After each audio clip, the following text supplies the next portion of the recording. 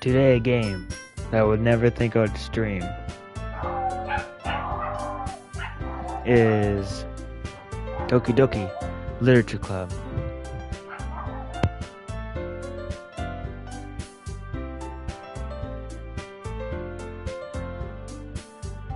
We're gonna get right into this. Oh. Alright.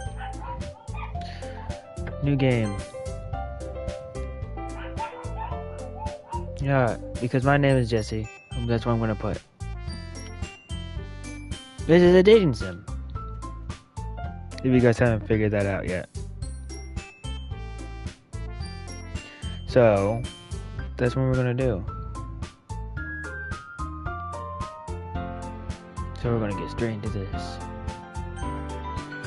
Alright.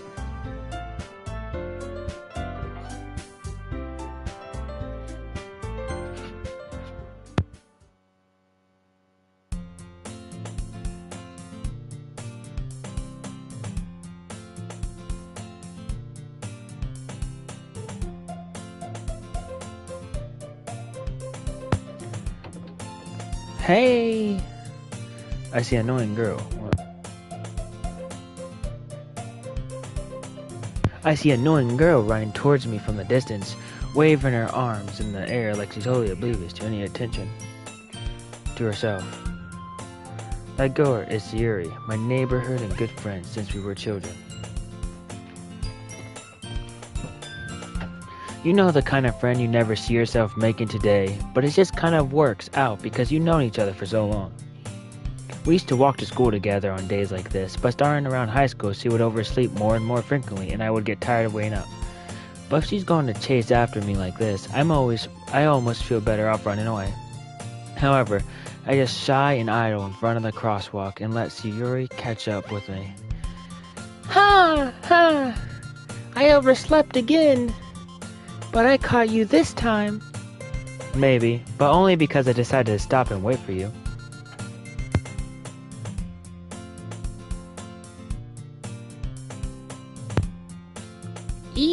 You say like you were thinking about ignoring me. That's mean, Jesse. Well, if people stare at you for acting weird, then I don't want them to think we're a couple or something. Fine. But you did wait for me after all. I guess you don't have it in to be mean even if you want to. Whatever you say, Sayuri. We cross the street together and make our way to school. As we draw near, the streets become extremely speckled with other students making their daily commute. By the way, Jesse, have you decided on a club to join yet? A club? I told you already, I'm really not interested in joining any clubs. I haven't been looking either. That's not true. You told me you would join a club this year. Did I? Man, I'm such a douche. I'm sure it's possible that I did in one of our many conversations where I just simply go along with whatever she's going on about. Sayuri likes to worry a little too much about me when I'm perfectly content just getting by on the average while spending my free time on games and anime. Facts. I was talking about how I'm worried that you won't learn how to socialize or have any skills before college. Your happiness is really important to me, you know? And I know you're happy now, but I die at the thought of you becoming a NEET in a few years because you're not used to the real world. What's a NEET? What's a NEET? Well, you trust me, right? Don't make me keep worrying about you. Alright. I'm probably gonna lose my voice at the end of this. I'll look at a few clubs if it makes you happy. No promises, though. Will you at least promise me you try a little? Yeah, I guess I promise you that. Yay! Why did I let myself get lectured by such a carefree girl? More than that, I'm surprised I even let myself relent to her. I guess seeing her worry so much about me makes me want to ease her mind at least a little bit, even if she does exaggerate everything inside of her head. The school day is as ordinary as ever, and it's over before I know it. After I packed up my things, I stared blankly at the wall, looking for an ounce of motivation. Clubs. Sayori wants me to check out some clubs. I guess I have no choice but to start with the anime club. Hello? Sayori. Sayori must have come in the classroom while I was spacing out. I look around and realize that I'm the only one left in the classroom. I thought I'd catch you coming out of the classroom, but I saw you just sitting here and spacing out, so I came in. Honestly, you even worse than me sometimes. I'm impressed. You don't need to wait up for me if I'm going to make you late to your own club. Well, I thought you might need some encouragement, so I thought, Know what? Well, that you could come to my club. I'm not coming to your club. Sayori. Yeah. There's no way I'm going to your club. I didn't get that. Could you try again? Sayori, don't. I'm not talking to you.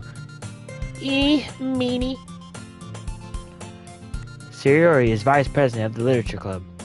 Not that I was ever aware that she had any interests in literature. In fact, I'm 99% sure she only did it because she thought it would be fun to help start a new club. Since she was the first one to show interest after the one who proposed the club, she inherited the title Vice President. That said, my interest in literature is guaranteed to be even less. Yeah, I'm going to the anime club. Come on, please. Why do you care so much anyway? Well, I couldn't have told the club yesterday I would bring in a new member. And Natsuki made cupcakes and everything. Don't make promises you can't keep. I can't tell if Sayori is really that much of a hairhead or if she's so cunning as to have planned all this out. I let out a long sigh. Fine, I'll stop by for a cupcake, okay? Yes, let's go! And thus today marks the day I sold my soul for a cupcake. I dejectedly follow Sayori across the school and upstairs, a section of the school I rarely visit. Sayori, full of energy, swings open the classroom door. Everyone, the new member is here. I told you, don't call me a new member. I glance around the room. Welcome to the literature club. It's a pleasure meeting you. Sayori always says nice things about you. Seriously, you brought a boy? Way to kill the atmosphere. Ah, Jessie, what a nice surprise. Welcome to the club. All words escape me in the situation. This club is full of incredible cute girls. What are you looking at? If you want to say something, say it. Sorry. Natsuki. The girl with the sour attitude whose name is apparently Natsuki, Nazi, or how you pronounce her name, is one I don't recognize. Her small figure makes her look like a first-year student. She is also the one who made cupcakes, according to Sayori. You can just ignore her when she gets moody. Sayori says that quietly into my ear, then turns back towards the other girls. Anyway, this is Natsuki, always full of energy. And this is Yuri, the smartest in the club. Don't say things like that. Yuri appears comparable, more mature and timid, seems to have a hard time keeping up with people like Sayori and Natsuki. Well, it's nice to meet both of you. And it sounds like you already know Monica, is that right? That's right. It's great to see you again, Jessie. It's nice to see you too, Monica. Monica smiles sweetly. We do know each other well. We really talked, but we're in the same class last year. I'm romancing her. Let's go. Monica's probably the most popular girl in class. Smart, beautiful, athletic. Basically, completely out of my league. Well, try her anyway. So having her smile at me so genuinely feels a little. You too, Monica. Come, sit down, Jessie. We made room for you at the table, so you can sit next to me or Monica. I get the cupcakes. Hey, I made them. I'll get them. Sorry, I got a little too excited. Then how about I make some tea as well? I do like a cup of tea. The girls have a few desks arranged to form a table. As Sierra mentioned, it's been widened so that there is one space next to Monica and one space next to Sayori. Natsuki and Yuri walks over to the corner of the room, where Natsuki grabs a wrap tray and Yuri opens the closet. Still feeling awkward, I take a seat next to Sayori. Natsuki proudly marches back to the table, tray in hand. Okay, are you ready? Ta-da! Woo! Natsuki lifts the foil off the tray to reveal a dozen white, fluffy cupcakes decorated to look like little cats. The whiskers are drawn with icing, and little pieces of chocolate were used to make ears. So cute! I had no idea you were so good at baking, Natsuki. Well, you know. Just hurry and take one. Sayori grabs one first and Monica I follow. It's delicious! Sayori talks with her mouth full and has already managed to get icing on her face. I turn the cupcake around in my fingers, looking for the best angle to take a bite. Natsuki is quiet. I can't help but notice her sneaking glances in my direction. Is she waiting for me to take a bite? I finally bite down. The icing's sweet and full of flavor. I wonder if she made it herself. This is really good. Thank you, Natsuki. Why are you thanking me? It's not like Haven't I heard this somewhere before? Made them for you or anything? I thought you technically did, Sayori said. Well, maybe. But not for you, you know, you dummy. Alright. I give up on Natsuki's weird logic and dismiss the conversation. Yuri returns to the table carrying a tea set. She carefully places a teacup in front of each of us before setting down the teapot next to the cupcake tray. You keep a whole tea set in the classroom? You keep a whole tea set in the classroom? Don't worry, the teachers gave us permission. After all, doesn't a hot cup of tea help you enjoy a good book? I guess. Don't let yourself get intimidated. Yuri's just trying to impress you. That's not. Insulted, Yuri looks away. I meant that, you know. I believe you. Well, tea and reading might not be a pastime for me, but I at least enjoy tea. I'm glad. Fanny smiles to herself in relief. Monica raises an eyebrow, then smiles at me. So, what made you consider the literature club? I didn't consider anything. I was afraid of this question. Something tells me I shouldn't tell Monica that I was practically dragged here by Sayori. Well, I haven't joined any clubs yet, and Sayori seemed really happy here, so that's okay. Don't be embarrassed. We'll make sure you feel right at home, okay? As president of the literature club, it is my duty to make the club fun and exciting for everyone. Monica, I'm surprised. How come you decided to start your own club? You could probably be a board member for any of the major clubs. Weren't you a leader of the debate club last year? Well, you know. To be honest, I can't stand all the politics around the major clubs. It feels like nothing but arguing about the budget and publicity and how to prepare for events. I'd much rather take something I personally enjoy and make something special out of it. And if it encourages others to get into literature, then I am fulfilling that dream. Monica really is a great leader. Yuri also nods in agreement. Then I'm surprised there aren't more people in the club yet. It must be hard to start a new club. You could put it that way. Not many people are very interested in putting out all the effort to start something brand new. Especially when it's something that doesn't grab your attention like literature. You have to work hard to convince people that you're both fun and worthwhile. But it makes school events like the festival that much more important. I'm confident that we can all really grow this club before we graduate. Right, everyone? Yeah! We'll do our best. You know it. Everyone enthusiastically agrees.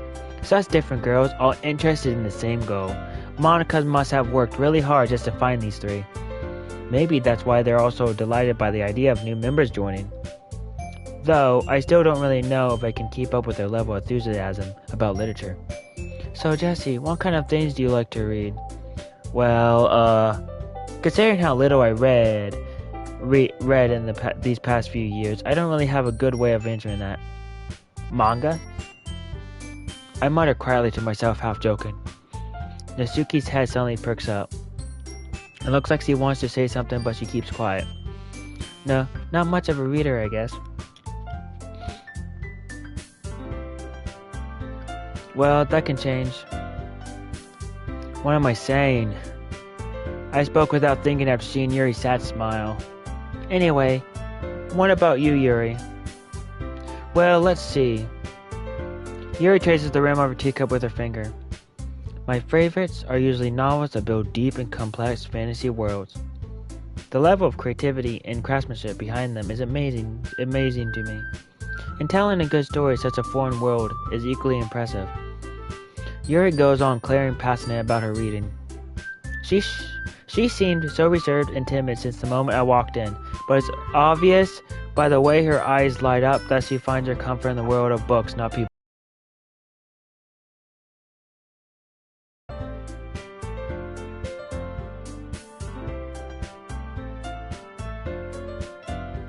Alright. But you know, I like a lot of things. Stories with deep psychological elements usually immerse me as well. Isn't it amazing how a writer can so deliberately take advantage of your own lack of imaginations to completely throw you for a loop? Anyway, I've been reading a lot of horror lately. I read a horror book once. I desperately grabbed something I can relate to at the minimal level. At this rate, Yuri might as well be having a conversation with a rock. Really? I wouldn't have expected that, Yuri. For someone as gentle as you. I guess you could say that. But if it makes me think or takes me to another world, then I really can't put it down. Sasura horror is often very successful at changing the way you look at the world, if only for a brief moment. Ugh, I hate horror. Why's that? Well, Natsuki's eyes dart over to me for a split second. Never mind. That's right, you usually like to write about cute things, don't you, Natsuki? What? What gives you that idea? You left a piece of scrap paper behind that last club meeting. It looked like you were working on a poem called... Don't say it out loud! And give that back! Fine. Your cupcakes, your poems, everything you do is just as cute as you are. Surya sidles up behind Natsuki and puts her hands on her shoulders. I'm not cute. Natsuki, you write your poems? Well, I guess sometimes. Why do you care? I think that's impressive. Why don't you share them sometime? No. Natsuki averts her eyes. You wouldn't like them. Not a very confident writer yet. I understand how Natsuki feels. Sharing the level of writing takes more than just confidence. The truest form of writing is writing to oneself. You must be willing to open up to your readers, exposing your vulnerabilities, and showing even the deepest reaches of your heart. Do you have writing experience too, Yuri? Maybe if you share some of your work, you can set an example and help Natsuki feel comfortable enough to share hers. I guess it's the same for Yuri. I want to read everyone's poems. We all sat in silence for a moment. Okay, I have an idea, everyone. Huh? Natsuki and Yuri looked quizzically at Monika. Let's all go home and write a poem of our own. The next time we meet, we all share them with each other. That way everyone is even. Yeah, let's do it! Plus, now that we have a new member, I think it will help us all get a little more comfortable with each other and strengthen the bond of the club. Isn't that right, Jesse? I never said I was going to join this club. I don't think, right? Monika smiles warmly at me once again. Hold on. There's still one problem. What's that? Now that we're back to the original topic of me joining the club, I bluntly come forth with what has been going on my mind on this entire time. I never said I would join this club. Shiori may have convinced me to stop by, but I never made any decision. I still have other clubs to look at, and I lose my train of thought. All four girls stares back at me with dejected eyes. But, I'm sorry, I thought... Jesse, you all... I'm defenseless against these girls. How am I supposed to make a clear-headed decision when it's like this? That is, if writing poems is the price I need to pay in order to spend every day with these beautiful girls. Right. Okay, I decided then. I'll join the literature club. One by one, the girls' eyes light up. Yes, I'm so happy! Sierra wraps her arms around me, jumping up and down. Hey, you really did scare me for a moment. If you really just came for the cupcake, I would be super pissed. Then, that makes it official. Welcome to the literature club. Thanks, I guess. Okay, everyone. I think with that, we're going to officially end today's meeting on a good note. Everyone remember tonight's assignment? Write a poem to bring to the next meeting so we can all share. Monica looks over at me once more. Jesse, I look forward to seeing how you express yourself. Hee. Yeah. Can I really impress the class star Monica with my mediocre writing skills? I already feel the anxiety welling up inside me. Meanwhile, the girls continue to chit-chat as Yuri and Natsuki cleans up their food. Hey, Jesse, since we're already here, do you want to walk home together? Nah, I'm good. That's right, Siri and I never walk home together anymore because she always stayed after school for clubs. Sure, might as well. Yay! Well, I'm guessing. With that, the two of us depart the club room and make our way home. The whole way, my mind wanders back and forth between the four girls. Sayuri, Natsuki, Yuri, and of course Monica. Will I be happy spending every day after school in a literature club? Perhaps I have the chance to grow closer to one of these girls. Alright, I just need to make the most of my circumstances, and sure, good fortune will find me. And I guess that starts with writing a poem tonight. Pick words you think your favorite club members will like. Something good might happen with whoever likes your poem though. Okay. So...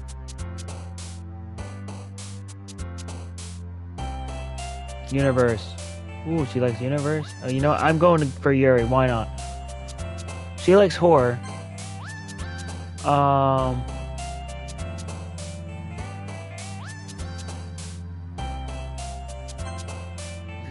And capital wrath. She likes dark stuff, like in her. What? She says she likes horror, so that's horror, right? What else is horror? Explode? No.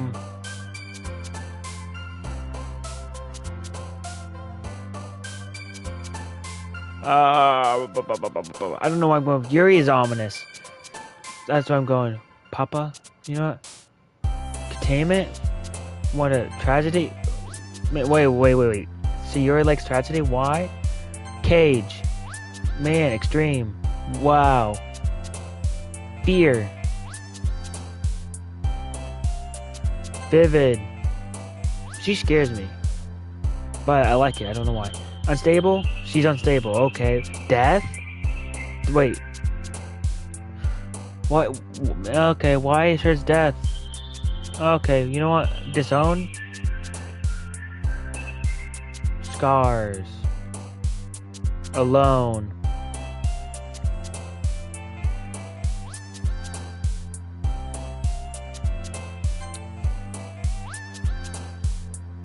Anxiety. Existence. Tears. Alright. Hi again, Jesse. Glad to see you didn't run away on us. Nah, don't worry. This might be a little strange for me, but at least keep my word.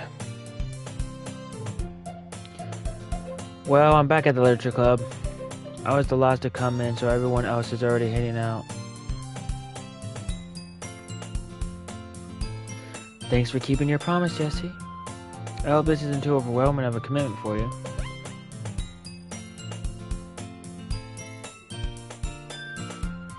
I don't know why I'm picking Yuri, but you know what, I'm just doing it. Why not?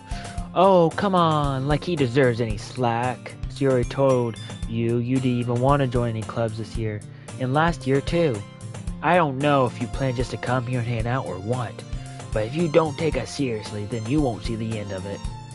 Natsuki, you certainly have a big mouth for someone who keeps her manga collection in the clubroom. Natsuki finds herself stuck between saying Monica and manga. Manga is literature! Swiftly defeated, Natsuki plops back into her seat. Don't worry, guys. Jesse always gives it his best as long as he's having fun. He helps me with busy work without me asking. Like cooking, cleaning my room. How dependable. Sorry, Yuri, that's because your room is so messy. Messy is distracting.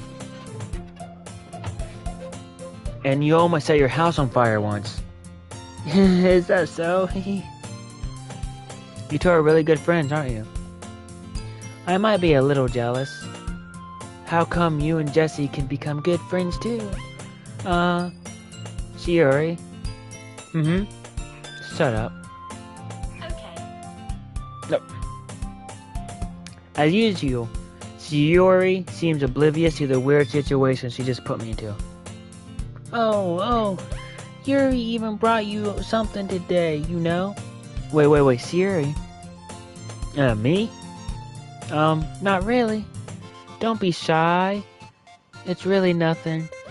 What is it? Never mind. Shiori made it sound like a big deal when it's really not. What do I do? I'm sorry, Yuri, I wasn't thinking. I guess that means it's up to me to rescue the situation. Hey, don't worry about it. First of all, I wasn't expecting anything in the first place. Any nice gesture from you is a pleasant surprise. It will make me happy no matter what. Is that so? Yeah, I won't make it a big deal if you don't want it to be. Alright. Well, here. Yuri reaches into her bag and pulls out a book. I didn't want you to feel left out, so I picked out a book that I thought you might enjoy. It's a short read, so it should keep your attention even if you don't usually read. And we could, discuss it if you wanted. This is, how is this girl accidentally being so cute? She even picked out a book she thinks I like, despite me not reading much. Yuri, thank you, I definitely read this. Will I though? I enthusiastically take the book. Phew. Well, you can read it at your own pace. I look forward to hearing what you think. Now that everyone's settled in, I expect Monica to kick off some scheduled activities for the club. But that doesn't have to be the case. Siri and Monica are having a cheery conversation in the corner. I can't help but notice her intention expressing like she was waiting for this chance. Meanwhile, Natsuki is rummaging around the closet. I'm really curious to talk to Yuri a little bit more, but at the same time, I would feel bad for distracting her from reading. I catch a glimpse of the cover of her book. It looks like the same book that she lent to me. More than that, she seems to be on the first few pages. Oh, the music changed. Crap! I think she noticed me looking at her. She sneaks another glance at me and our eyes meet for a split second. But that only makes her hide her face deeper in her book. Sorry. I was just spacing out. I might have sensing I made her uncomfortable. Oh, it's fine. If I was focused, then I probably wouldn't have noticed in the first place. But I'm just rereading a bit of this, so. That's the book that you gave me, right? I wanted to reread some of it. Not for any particular reason. Just curious, how come you have 2 copies of the same book? Well, when I stopped at the bookstore yesterday. That's not what I meant. I see. There's something fairly obvious here that Yuri isn't telling me, but I decided to let it go. I definitely start reading it soon. I'm glad to hear. Once it starts to pick up, you might have a hard time putting it down. It's a very engaging and relatable story. Is that so? What it about anyway? Well, Yuri closes the book and scans her eyes over the back. The book is titled Portrait of Markov. There's an ominous looking eye symbol on the front cover. Alright. I just wanted to make sure I don't accidentally give anything away. Basically, it's about this girl in high school who moves in with her long-lost younger sister. But as soon as she does so, her life gets really strange. She gets targeted by these people who escaped from a human experiment prison.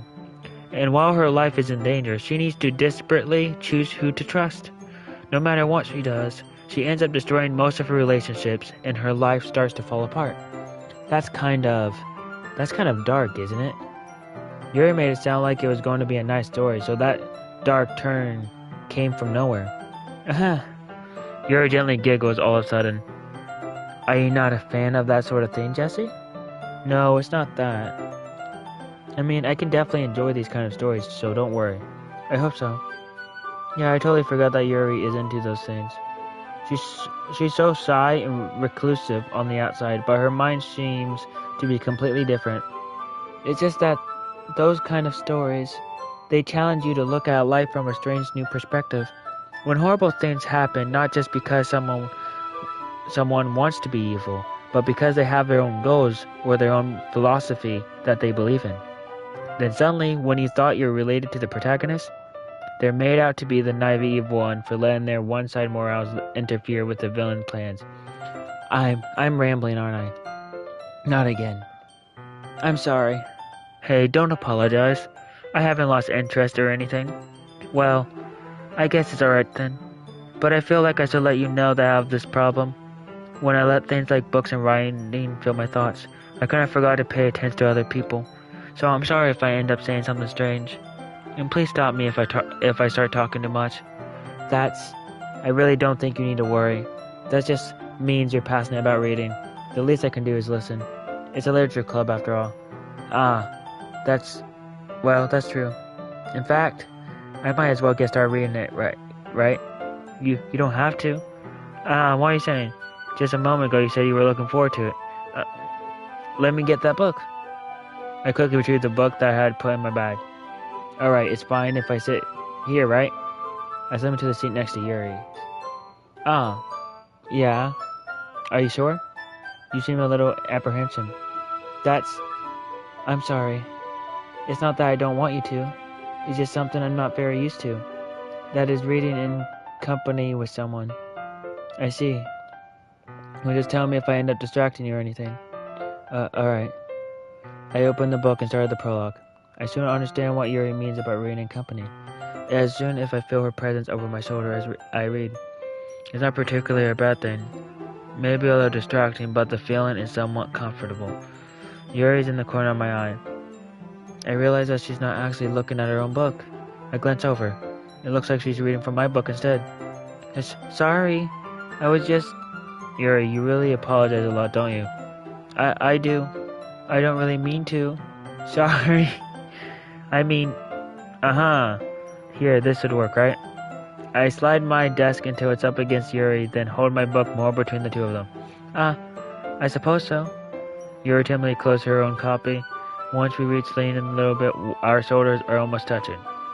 It feels like my left arm is in the way, so instead I use my right hand to hold the book open. I guess that makes it kind of difficult to turn the page.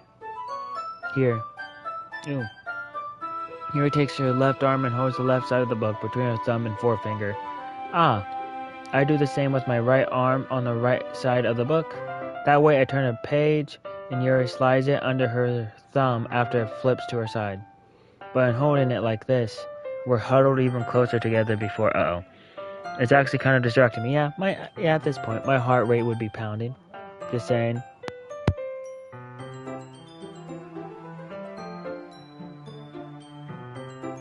Yeah, at this rate, my heart would be pounding right now. It's as if I can feel the warmth of Yuri's face, and she's in the corner of my vision. Are you ready? To turn the page.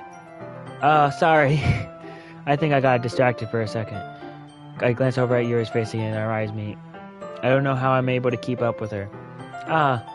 That's okay. You're not as used to reading, right? I don't mind being patient if it takes you a bit longer. It's probably the least I can do, since you've been so patient with me. Yeah, thanks. We continue reading. Yuri no longer asks me if I'm ready to turn the page. Instead, I just assume that she finishes the page before me, so I turned it by my own volition. We continue the first chapter in silence. Even so, turning each page almost feels like an intimate exchange My thumb's gently letting go of the page, letting it flutter over to her side as she catches it under her own thumb. Hey, Yuri. This might be a silly thought, but the main character kind of reminds me of you a little bit. You think so? How does she? Well, I guess she's more blunt in a lot of ways. But she also second guesses all the things that she says and does. Like she is afraid if she do something wrong. It's not like I can see into your head or anything, but they're kind of reminiscing of some of your mannerisms. I see. Yuri remained silent for a moment. But Jesse, that's probably a terrible thing to have in common with her. That's so embarrassing that you think that. Wait. I didn't mean it in a bad way or anything. Sorry. I didn't know you were self-conscious about that sort of thing. I guess I more meant that's kind of cute. What are you saying all of a sudden? Okay, everyone. Huh? I think it's about time we start 2 days poems with each other. We might not have enough time if we wait too long. Yuri exhales, spared from finishing her thoughts. Is that alright, Yuri? You look kind of down. I'm sorry if you haven't been looking forward to this. It's not. It's fine. Yuri releases her hand from the book, causing it to close on the top of my thumb. Alright. I guess I do some more reading tonight. Or would you prefer I only read it to you? I guess I don't have too much of a preference either way. In that case, I'll read a little more tonight. It'll be more fun to read with you after it picks up a bit, you know. That's good reasoning. In fact, in that case, feel free to finish the first 2 chapters in your own time. Alright. I stand up. I made a mental note of where I left off in the book, then slip it back into my bag. By the way, did you remember to write a poem last night? Yeah? My relaxation ends. I can't believe I agreed to do something so embarrassing. I couldn't really find much inspiration since I never really done this before. Well, now that everyone's ready, why don't you find someone to share with? I can't wait! Sherry and Monica pulls out their poems. So Yuri is on a wrinkled sheet of loose leaf torn from a sparrow notebook. On the other hand, Monica wrote hers in a composition notebook. I can already see Monica's pristine handwriting from where I sit. Natsuki and Yuri reluctantly comply as well, reach into their bags. I do the same myself. Who should I ask first? Monica, let's do this. I should start with Monica. Yesterday, she seemed eager to read my poem. I want her to know I'm putting in effort. Hi, Jesse. Having a good time so far? Oh, yeah. Good, glad to hear it. By the way, since you're new and everything, if you ever have any suggestions for the club, like new activities or things we can do better, I'm always listening.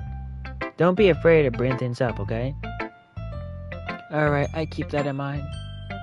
Of course, I'd be afraid to bring things up. I'm much better off just going with the flow until I'm more settled in. Anyway, want to share your poem with me? It's kind of embarrassing, but I guess I have to. Don't worry, Jesse. You were all a little embarrassed today, you know. But it's that sort of barrier that we all learn to get past soon. Yeah, that's true. I hand Monica my poem. Great job, Jesse. I was going ooh in my head while reading it. It's really metaphorical. I'm not sure why, but I didn't expect you to go for something so deep. I guess I underestimate you. It's easiest for me to keep everyone's expectation low. That way, it always counts when I put in some effort. That's not very fair. Well, I guess it worked anyway. You know that Yuri likes this kind of writing, right? Writing that full of imaginary symbolism? Unlike Sayori, who likes using simple and direct words to describe happiness and sadness, Yuri likes it when readers are left to derive their own meaning out of it. It's very challenging to write like that effectively, both allowing people to get something out of it just by feel, or letting them deeply analyze all of the nuances. It can take years of practice, which I'm assuming Yuri has at this point. I never really asked though. I'm sure I'm nowhere near her level yet. Don't worry so much about that. You do your own thing. Just keep exploring and learn by trying new things. And so I end up trying different things a lot. It could take a while before I feel comfortable doing this. That's okay. I love to see you try new things. That's the best way to find the kind of style that suits you. Everyone else might be a little bit biased towards their own kind of styles, but I always help you find what suits you the most. So don't force yourself to write the way everyone else wants you to write. It's not like you have to worry about impressing them or anything. Anyway, do you want to read my poem now? Sure, don't worry, I'm not very good. You sound pretty confident for someone who claims not to be very good. Well, that's cause I have to sound confident. That doesn't mean I always feel the way, you know. I see. Well, let's read it then. Hole in the never know I wasn't home. I peer inside for a clue. No, I can't see. I reel blind like a film left out on the sun. But it's too late. My retinas already scorched with a permanent copy of my meaninglessly image. It's just a little hole. It wasn't too bright. It was too deep, stretching forever into everything. A hole of infinite choices. I realize now that I wasn't looking in. I was looking out. And he on the other side was looking in. So what do you think? It's very free form, if that's what you call it. Sorry, I'm not really the right person to ask for feedback. It's okay. Now, that kind of style has gone pretty popular nowadays. That is, a lot of poems have been putting emphasis on the time in between words and lines. When performing out loud, it's been really powerful.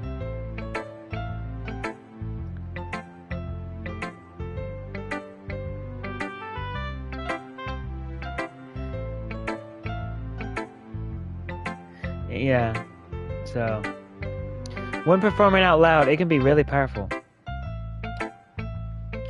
What was the inspiration behind this one?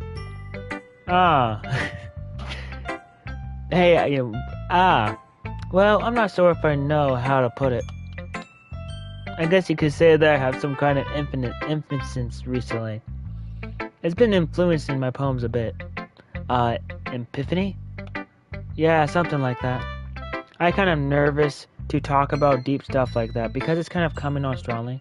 Maybe after everyone is better friends with each other. Anyway, here's Monica's writing tip of the day. Sometimes when you're writing a poem or a story, your brain gets too fixated on a specific point. If you try so hard to make it perfect, then you never make any progress. Just force yourself to get something down on the paper and tidy it up later. Another way to think about it is, if you keep your pen in the same spot for too long, you just get a big dark puddle of ink. So just move your hand and go with the flow. That's my advice for today. Thanks for listening. Your bruh, Glitzer, Drew. Alright, time for Yuri. As Yuri reads the poem, I notice her eyes lighten. Exceptional. What was that? Did I say that out loud? Yuri first covers her mouth, but then ends up covering her whole face. He's gonna hate me. You really didn't do anything wrong, Yuri. I guess you're right. What am I getting so nervous for? Yuri takes a breath. So, what kind of writing experience do you have? Your use of imaginary and metaphors indicates you've written a lot of poetry before. Really? Wow, that's a huge compliment coming from you. This is actually my first time, really. Yuri stares at me blinking, then look at my poem again. Well, I know that. I just meant, Yuri tears off, unable to find an excuse. She traces her finger along the words in the poem, as if breaking it down more thoroughly. Yeah. Okay, this is the reason I was able to tell. It's just that there are specific writing habits that are usually typical of new writers, and having been through that myself, I kind of learned to pick up on them. I think the most noticeable thing I recognize is in new writers is that they try to make their styles very deliberate. In other words, they tend to pick a writing style separate from the topic matter, and they fit the two together. And the end result is that both the style and the expressiveness are weakened. Once Yuri finds her train of thought, it is as if her demeanor totally changes. Her stammer is completely gone, and she sounds like an expert. Of course, that's not something you can be blamed for. There are so many different skills and techniques that go into writing even a simple poem. Not just finding them and building them, but getting them to work together is probably the most challenging part. It might take you some time, but it all comes with practice and learning by example and trying new things. I also hope that everyone else in the club gives you valuable feedback. Natsuki can be a little bit biased though. Biased how? Well, never mind. I shouldn't be talking about people like that. Sorry. It's fine. I'm not sure if Yuri is apologizing to herself, to me, or Natsuki. Do you mind if I read your poem now? Please do. I love to share my thoughts process behind it. Yuri smiles dreamily as if that's a rare opportunity for her, which itself is kind of funny. After all, isn't that supposed to be a literature club? Alright, ghost under the light. The tint of my hair illuminate beneath the amber glow, bathing it must be this one, the last remaining street light to have withstood the test of time, the last of time, the last yet to be replaced by the sickening blue-green of the future. I bathe calmly beneath breathing ain't the present, but living in the past. The light flickens, I flicken back. I'm sorry I have such terrible handwriting. What? I wasn't thinking that at all. But it took you a long time to read. Well, I just don't read scripts very often. I actually think your handwriting is pretty. That's a relief. Also, I like that poem. Even though it's short, it was really descriptive. It wasn't too short? I usually write longer poems. Not at all. I'm really glad you liked it. To be honest, since it's our first time sharing, I wanted to write something a little more mild. Something easy to digest, I suppose. Are you into ghosts, Yuri? Uh-huh. Actually, the story isn't about ghosts at all, Jesse. Really? I must have totally missed the point. Well, I suppose you did only glance over it after all. But remember that poets often express their own thoughts, feelings, and experience in their work. They usually do more than tell a simple story or paint a picture. In this case, perhaps the subject of the poem is only being symbolic compared to a ghost. Symbolic. Lingering in her last remaining place of comfort, unable to let go of the past, and soon to be left with nothing. That's a lot more solemn putting it that way. I haven't even thought of that. That's impressive. Yeah? It's nothing really. Yours was impressive too, so... Nah. If anything, I could probably learn a thing or two from you. You think so? Yeah, of course. You know, I was really nervous about doing all this, but in the end, I enjoyed it. I'm going to keep doing my best for you, Jesse. Me too. Not going to see Yuri right now. She's annoying. Oh, wait. I don't know why I'm being mean to her. Alright. Because, don't know why. I don't know why. Okay, but I'm going through it. Jesse. Jesse, if you're not going to take this club seriously, then go home. What? Harsh. What, do you expect me to believe that you actually put effort into this? Do you think I'm stupid? I'm not a writer. Maybe it's not very good, but yeah, I did put effort in. I did put effort. We all start somewhere, right? If you're still proud of the first poem you ever wrote, then I'd like to read it. Painful to think about? Fine.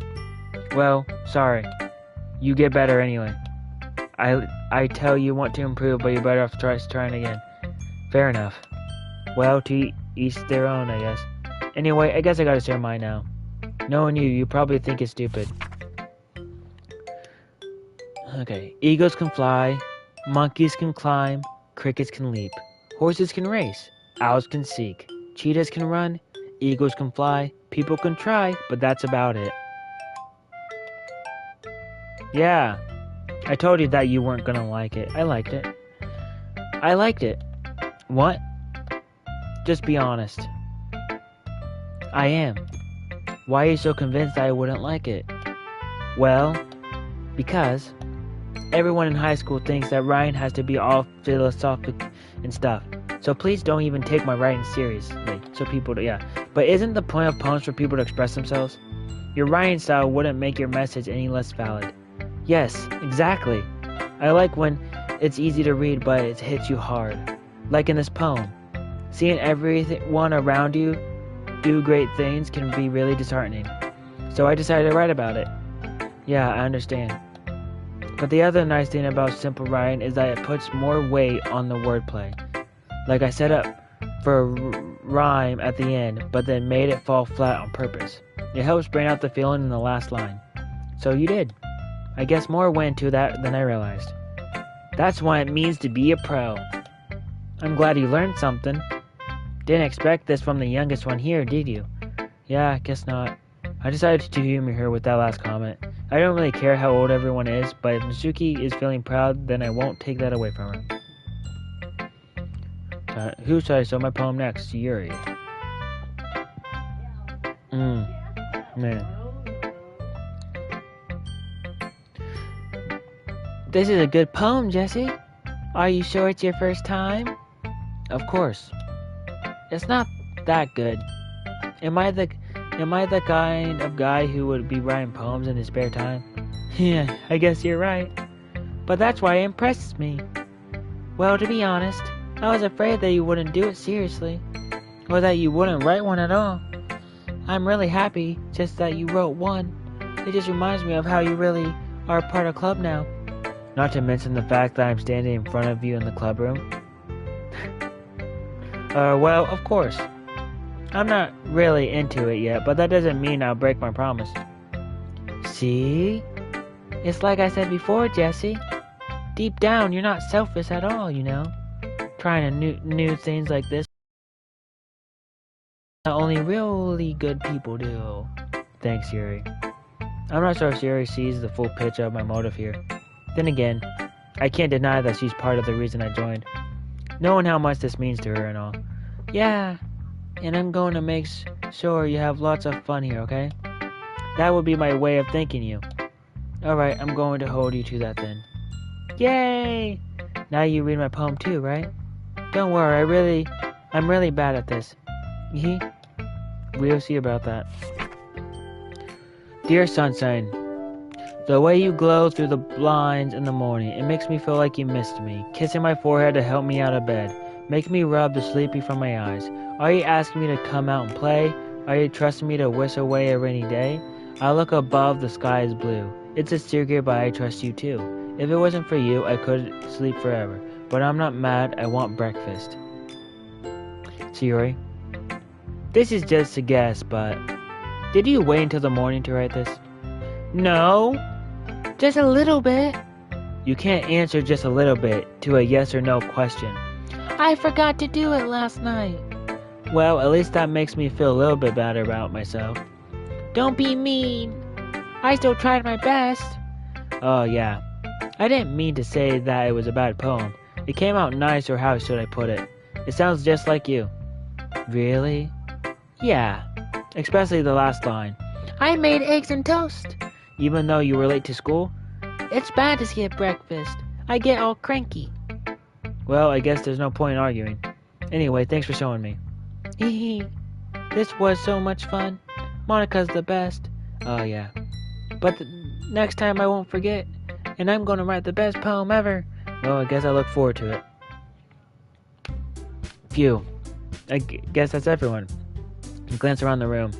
That was a little more stressful than I anticipate. It is as if everyone is judging me for my mediocre writing abilities. Even if they're just being nice, there's no way my poems can stand up to theirs. This is literature club after all. I sigh. I guess that's why I end up getting myself into. Across the room, Yuri and Monica are happily chatting. My eyes land on Yuri and Natsuki. They gently exchange sheets of paper sharing their respective poems. As I read, I watch each of their expressions change. The eyebrows fury and frustration. Meanwhile, Yuri smiles sadly. Once with this language! Huh? Did you say something? Oh, no. Oh, it's nothing. Natsuki just returns the poem to his desk with one hand. I guess you could say it's fancy. Thanks. Yours is cute. Cute? Did you completely miss the symbolism or something? It's clearly about the feelings of giving up. How can that be cute? I know that. I just meant the language, I guess. I was trying to say something nice. Huh? You mean you have to try hard to come up with something nice to say? Thanks, but it really didn't come out nice at all. Well, I do have a couple suggestions. If I was looking for suggestions, I would have asked someone who actually liked it. Which people did, by the way. Sayuri liked it.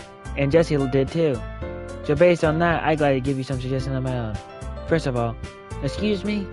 I appreciate the offer, but I spent a long time establishing my writing skills. I don't expect it to change anytime soon, unless of course I came across something particularly inspiring, which I haven't yet. And Jesse liked my poem too, you know. He even told me he impressed by it. Natsuki suddenly stood up. Where's the music? I don't like that.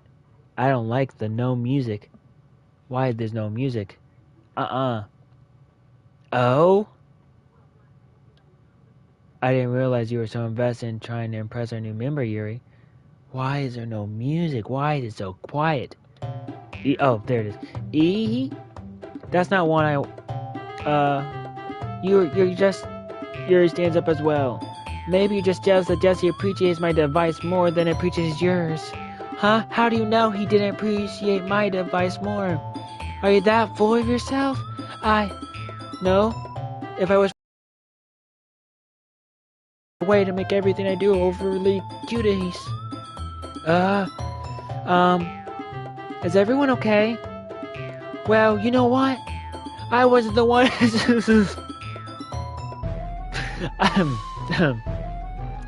I wasn't the one whose boobs magically grew a size bigger as soon as Jesse started showing up. Whew. Yeah. Natsuki, that's a little... This doesn't involve you. I don't like fighting, guys. Suddenly, both girls turned towards me as if they just noticed I was standing there. Jessie? She is just trying to make me look bad. That's not true. She started it. If she could get over herself and learn to appreciate that simple writing is more effective, then this would have happened in the first place. What's the point in making your poems all complete for no reason? The meaning should jump out of the reader, not force them to have figured out. Help me explain this to her, Jessie. Well, wait. There's a reason we have so many deep expressive words in our language. It's the only way to convince complex feelings and meaning the most effectively. Avoiding them is not only unnecessary limiting yourself, it is also a waste. You understand that, right, Jessie? Well... How did I get dragged into this in the first place? It's not like I know anything about writing. But whoever I agree with, they probably think more highly of me. So of course that's gonna be... Yuri. Natsuki. The stupid no music again. You're right that I liked your poem. See? Wait. That's not an excuse for you being so mean. You shouldn't pick a fight just because someone's opinion is different. That's not what happened at all. Yuri wouldn't even take my poem seriously. I understand. Yuri? Me? You're a seriously talented writer. It's not secret that I was impressed. Well, that's... But here's the thing. No matter how simple or refined someone's writing style is, they're still putting feelings into it and becoming something really personal. That's why Natsuki felt threatened when you said her poem was cute. I see. I didn't notice that. I'm sorry. But Natsuki, you took it way too far. Yuri means well, and if you just told her how you felt, then this wouldn't have happened in the first place. Are you kidding? That's exactly what I did. It was her that... Natsuki, I think that's enough. You both said some things that you didn't mean. Yuri apologized. Don't you think you should too? Natsuki clenches her fist. In the end, nobody has taken her side. She's trapped at this point being defiant only because she can't handle the pressure. I end up even feeling bad for her. Sometimes when I'm hurt, it helps to take a walk and clear my head. Yuri, she doesn't need to. You know what? I'm going to do that. It spared me from having to look at all your faces right now.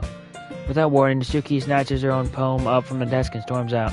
On her way out, she crumbles up the poem with her hand and throws it in the trash. Nasuki! She really didn't need to do that. I look across the room. Yuri has her chin buried in her hands while she stares down at her desk. I gently approach her and sit into a chair. Everything alright? I'm so embarrassed.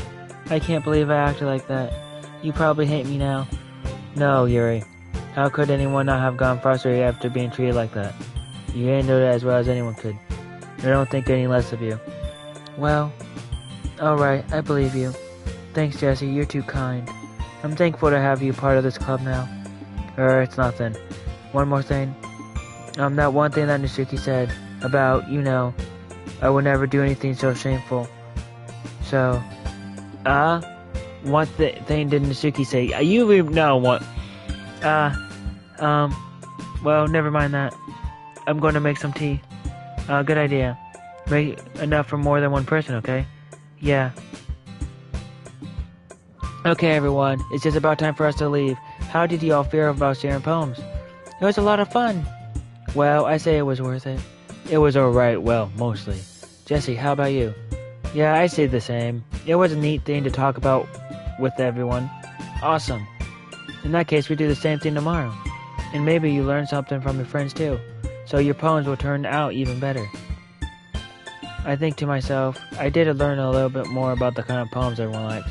With any luck, that means I can at least do a better job impressing those I want to impress. I nodded myself with newfound determination. Jesse? Ready to walk home? Sure, let's go. Eee! Siri beams to me. It truly has been a while since Siri and I have spent this time together. I can't really say I'm enjoying it either. Siri, about what happened earlier. What do you mean? Between Yuri and Nasuki, does this kind of thing happen often? No. That's really the first time I've seen them fight like that. I promise they're both wonderful people. You don't hate them, do you? No, I don't hate them. I just want your opinion, that's all. I can see why they make good friends with you. Phew. Jesse, it's nice that I get to spend time with you in this club, but I think seeing you get along with everyone is what makes me the happiest. And I think everyone really likes you too. That's... Every day is going to be so much fun. It looks like Sayori still hasn't caught on to the kind of situation I am. Sure, being friends with everyone is nice, but does it really need to stop there? Well, just have to see what the future holds, Yuri. I pat Yuri on the shoulder. I said that more to myself than to her, but it's easy to use Yuri as an eternal monologue sometimes. Okay. Yeah, let's do this. Bum, bum, bum. Alright, we're just gonna romance her again. Good to know. So far, she's just shy and everything. But she likes to read dark stuff, but that doesn't mean anything, but she likes suicide, she likes dark stuff. Tears? No.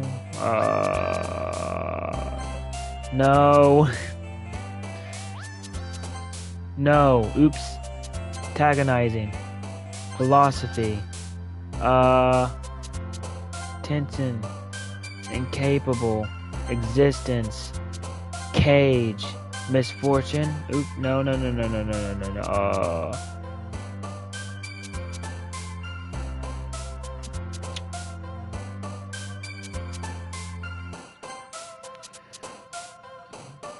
Vivid. Misery. Oh. Oopsie.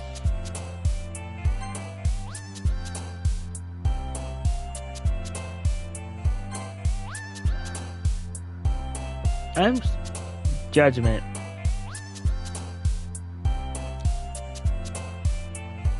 Disown. Imagination. After image.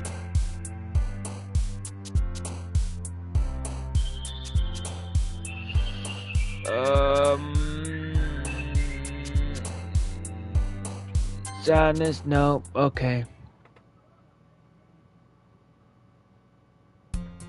Another day passes and time for the club meeting already. I got a little more comfortable here over the past couple of days. Entering the club room, the usual scene greets me. Hi, Jesse. You, Siri. Looks like you're in a good mood today. Hee hee. Yeah, I'm just still not used to being in the club, that's all. I see. That's a pretty simple thing to get you in a good point. But I get a good mood. But I guess it's always the simple things with you anyway. Speaking of which, I'm kinda hungry. Will you come with me to buy a snack? No thanks. Eh? That's not like you at all. I have my reasons. Why don't we take a look at your purse, Yuri? Huh? Why that all of a sudden? No reason, really. I just wanted to look at it. Huh? Yuri nervously retrieves her coin purse. She fumbles with the latch and gets it open. Then she turns it upside down and lets its contents spill out on the bag. Only 2 small coins fell out. I knew it. I can see right through you, Yuri. That's not fair. How did he even know? It's simple. If you had enough money in the first place, you would have bought a snack before coming to the clubroom. So either you're not hungry and want an excuse to take a walk, or you had planned to conveniently forget that you spend all your money so that I will lend you some. But there's one more thing. You're always hungry. And so that only leaves that one option. I give up. Don't make me feel guilty. If you feel guilty, that means you deserve to feel guilty. Uh-huh. Yuri suddenly giggles. Eh? I didn't notice that she was listening. Her face in her book, so as always. Eh? I wasn't listening or anything. It was just something in my book. Yuri? Tell Jesse to let me borrow some money. Don't get me involved like that, Yuri. Besides, you should only buy what you responsibly afford. And frankly, after pulling a mischievous little stunt like that, your suffering is fair enough retribution. I didn't mean that. I got too absorbed in my book. I really like when you speak your mind, Yuri. It doesn't happen much, but it's fun side of you. There's no way you could think that. You were right, though. I did something bad and now I have to accept the revolution. Retribution. That's still coming from you, Sir Yuri. I guess there's a little devil inside of all of us, isn't there? Don't let her fool you. Yuri knows exactly what she's doing. After all, she told you guys she was bringing me to the club before she even told me. But you wouldn't have come if you weren't for the cupcakes. So I had to trick Natsuki into making them. Come on, guys. Come on, give me more credit than that, Yuri. Out of nowhere, something smacks Yuri in the face and tumbles onto the wet desk. Pwah!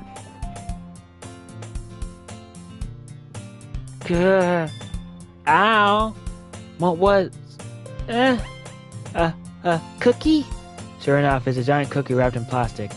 Sierra glances around. Is this a miracle? It's because I paid my restitution? Retribution. Actually, that one almost worked. I was just gonna give it to you, but then I heard you blab about the cupcakes. It was totally worth seeing your reaction though, huh? Natsuki. That's so nice of you. I'm so happy. Sierra hugs the cookie. Jeez, just eat it. Sierra rapidly tears open the wrapper and takes a big bite. So good. Sierra suddenly claps her hands over her You know, I'm turning my phone off. Hey Siri, turn my phone off. There. You know, throw my phone on the bed. Alright. Siri. Alright. I bit my tongue. You're going through a lot over just one cookie. Natsuki takes a bite of her own cookie. Yours looks really good too, Natsuki. Can I try it? Jeez. Yuri? Oh wait, beggars can't be choosers. But yours is chocolate. Yeah, why do you think I gave you that one? Fine. Still, I'm really happy that you shared this one with me. Yuri gives out her seat and goes behind Natsuki. Still in hand, Natsuki reaches up to nudge Yuri off of her. Yuri suddenly leans down and takes a bite out of Natsuki's cookie. Hey! Did you seriously just do that? Mm-hmm. Mouth full, Yuri trots away to safety. Yuri and I laugh as well. Geez, you're such a kid sometimes. Monica, can you test Yuri? Huh? Natsuki glances around. Monica isn't in the clubroom. Ugh. Where's Monica anyway? Good question. Have any of you heard anything about her being late today? Not me. Yeah, I haven't either. That's a bit unusual. I hope she's okay. Of course she's okay. She probably just had something to do today. She's pretty popular after all. Eh? You don't think she has a... I wouldn't be surprised. She's probably more despicable than all of us combined. Yeah, that's true. Excuse me? Suddenly the door swings open. Sorry, I'm super sorry. There you are. I didn't mean to be late. I hope you guys weren't worried or anything. Eh? Monica chose the club over her boyfriend after all. You're so strong-willed. Boyfriend?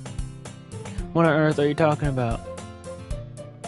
Monica quickly glances at me. Never mind that. What held you up anyway?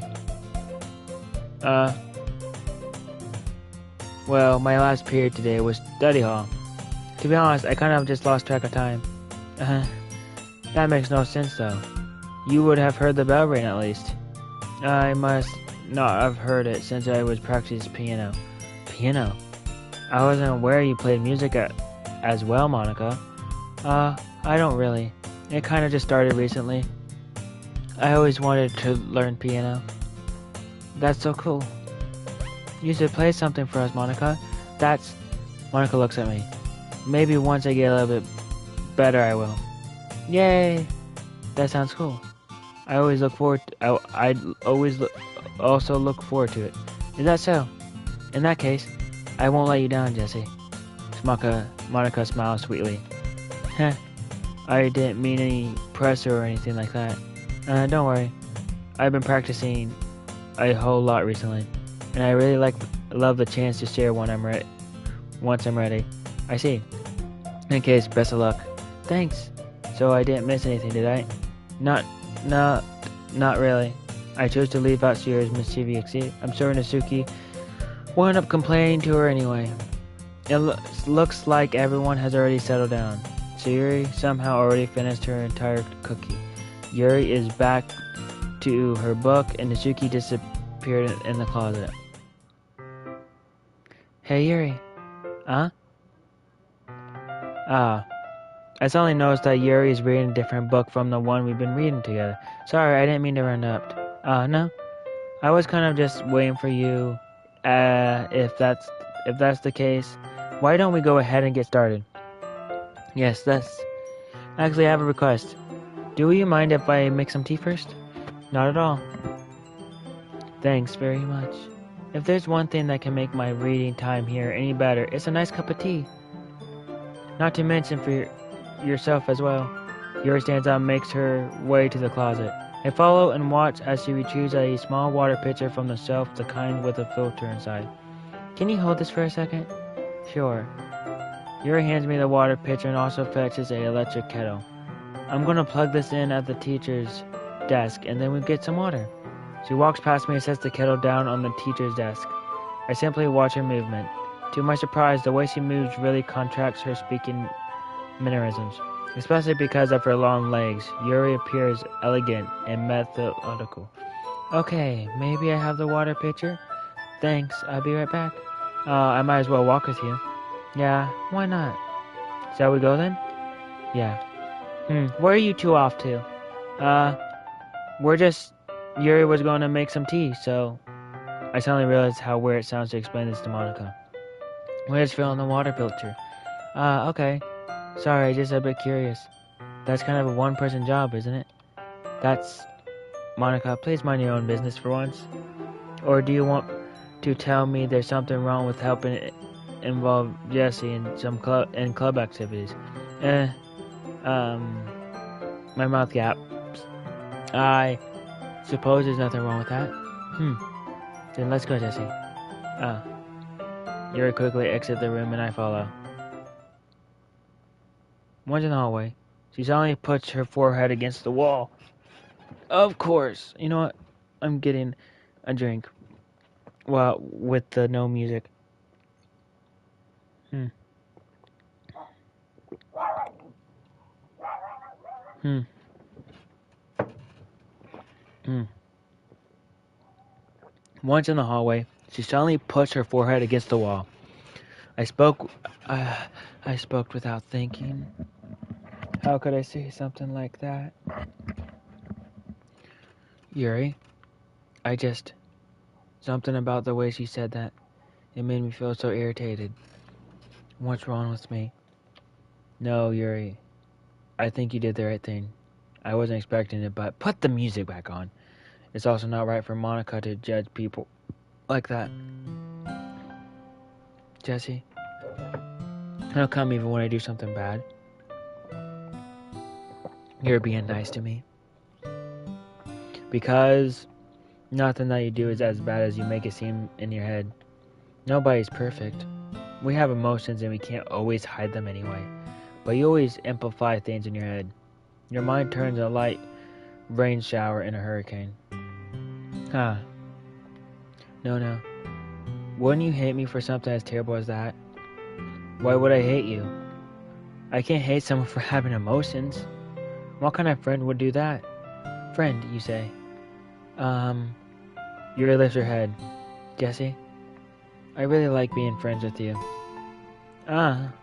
Thanks, Yuri. I like being friends with you too. I feel kind of awkward saying something like that, but I'm doing my best to help Yuri feel better. Anyway. Yeah? Shall we go? Yeah. Yuri and I walk to the nearest water fountain. Once we fill up the water pitcher, we return to the classroom. The music again. Doo-doo? Jesse, do you like oolong tea? Yeah. Anything is fine. Very well. Yuri sets the temperature on the kettle to 200 degrees. Now it's time to get the teapot.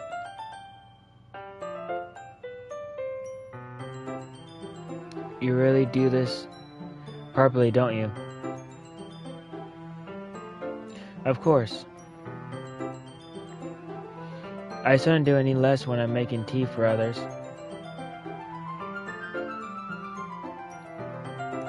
Even if I'm not expert on tea or anything. In that case, you'll only be more impressed. Perhaps I will. Yuri faces the teapot and begins measuring the tea levels. To my surprise, she even starts humming a little to herself. You must be in a good mood now. Is that so? I was letting it show. And you noticed. I was doing a bit of thinking, and I decided that I would try expressing myself a little bit more. It turns out it's not very hard for me to do. When it's you who's around anyway. That's great, Yuri. Just don't push yourself too much. You're always worrying about me, Jesse. It's very endearing. Yuri wasn't kidding. I don't even know if I can keep up with this. I watched Yuri pour a cup of tea for each of us. Jesse, I have another request. Do you mind if we sit on the floor today? Why's that? It's a little bit easier on my back. I can read with my back against the wall rather than bending over at my desk. Sorry, I didn't realize. No worries. I just have back pain fairly regularly, so I do my best to manage it. Is that so? I wonder why that is. It's mostly because your posture, right? Always hunched over like that while reading? Yes. I have terrible reading posture, so that's why we should sit on the floor. Fair enough. I go ahead and get the book. I retrieve the book from my bag. I have some chocolate as well. It's a bag of small chocolate candies that I kept hidden from Siri's candy radar.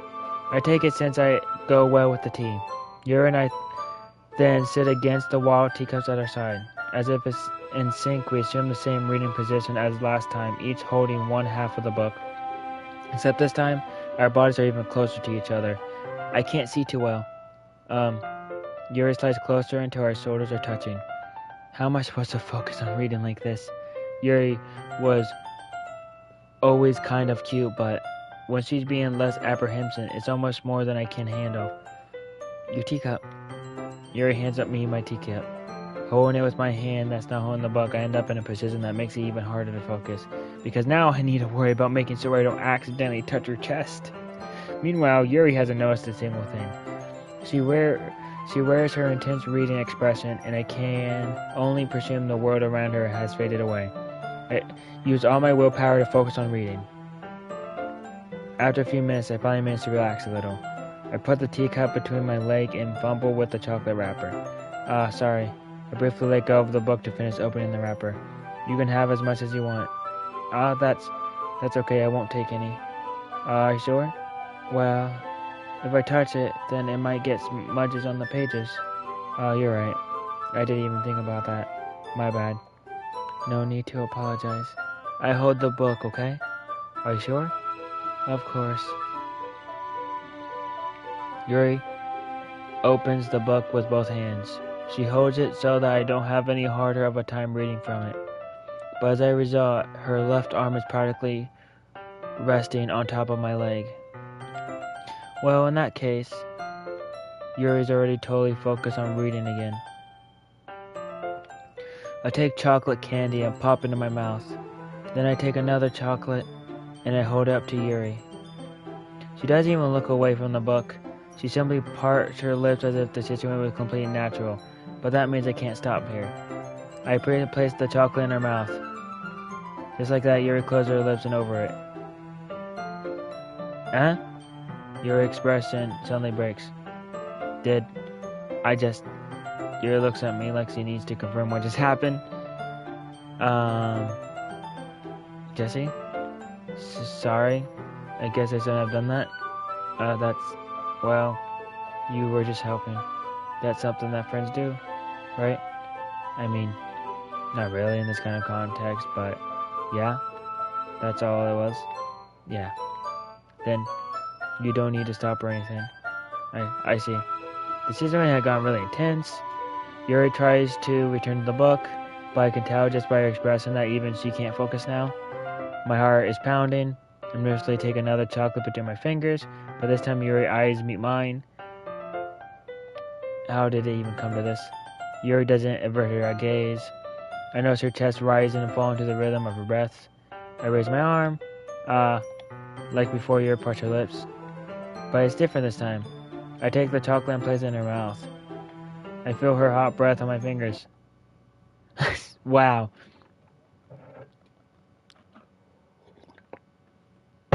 No, I dropped...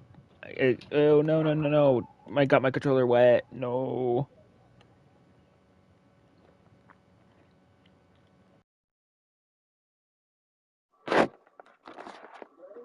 Alright. Okay, everyone. Yuri jokes back. It's time to share poems. Jesse, you can help Yuri put away the tea, right? Yeah, of course. Okay, thanks. The spell is a bit broken. I'll take care of the cups. Yeah. Yuri picks up the teacups from the floor. I pick up the bags of chocolate. In the end, we hastily clean up without so much as a word between us. I get it. The feeling that is something neither of us will have the courage to bring up. Who should I show my poem first? Why not Monica? Again.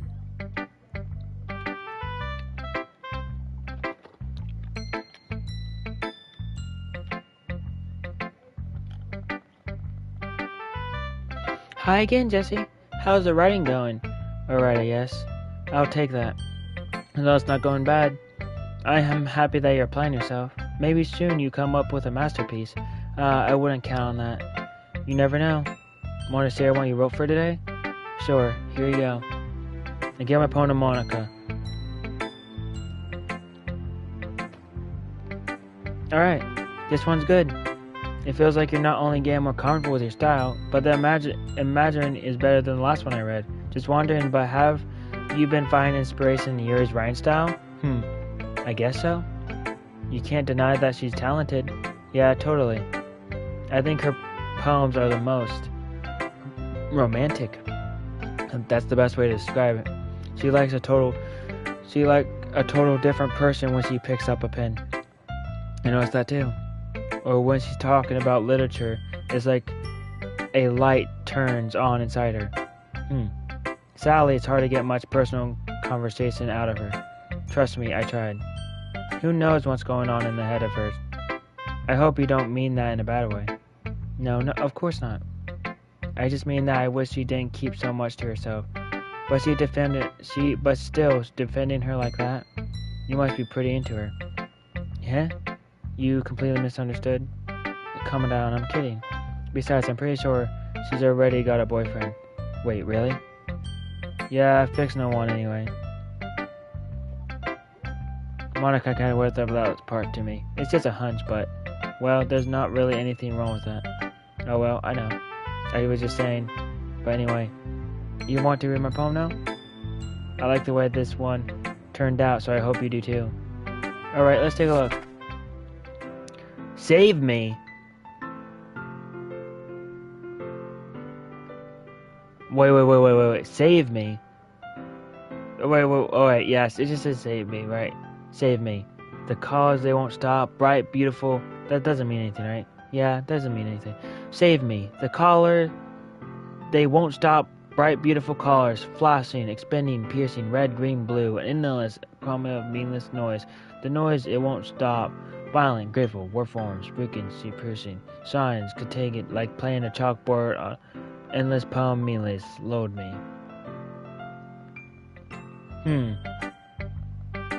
It's even more abstract than your last one, huh? Uh-huh. I guess it's just the way I write. I'm sorry if you don't like it. No, I never said that. It's just the kind of thing I've never really seen before, I guess. I kind of like playing with my space on the paper. Choosing where and how to space your words can totally change the mood of the poem. It's almost like magic. The way I wrote the lines really short makes it feel like they're trying to speak over the noise. I see. It's still hard for me to tell what it's about, though. Sometimes asking what a poem is about isn't the right question. A poem can be abstract as a physical expression of a feeling, or a conversation with the reader. So putting it that way, not every poem is about something. Anyway, here's Monica's writing tip of the day. Sometimes you find yourself facing a difficult decision. When this happens, don't forget to save your game. You never know when you might change your mind, or when something unexpected may happen. Wait, is this tip even about writing? What am I even talking about? That's my advice for today. Thanks for listening. What? Fourth wall. You know what? Why not? Save it. Why not? Alright. Time for Yuri. Let's see what you ran for today.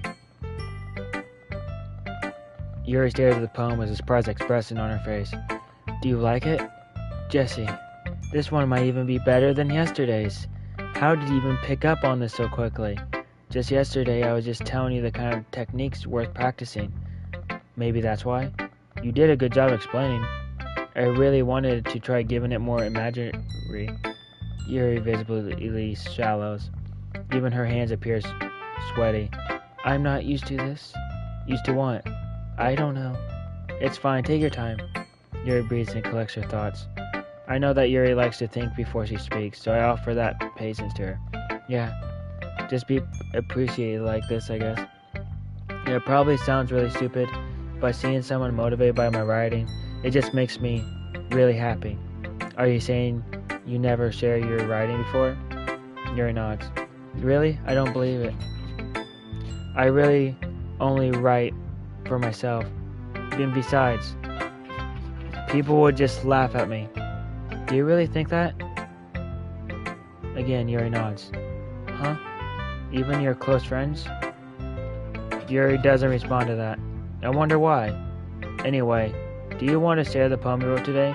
Yeah, I do. If it's with you.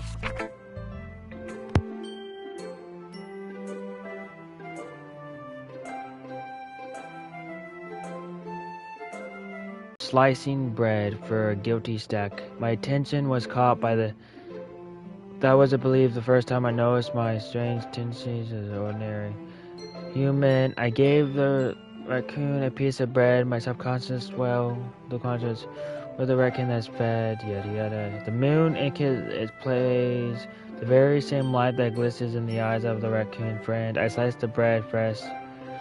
The raccoon has taken to follow me. You could say that we gone quite used to each other. The raccoon, I was a little more daring with this one than yesterday's. I can see that. It's a lot more metaphorical.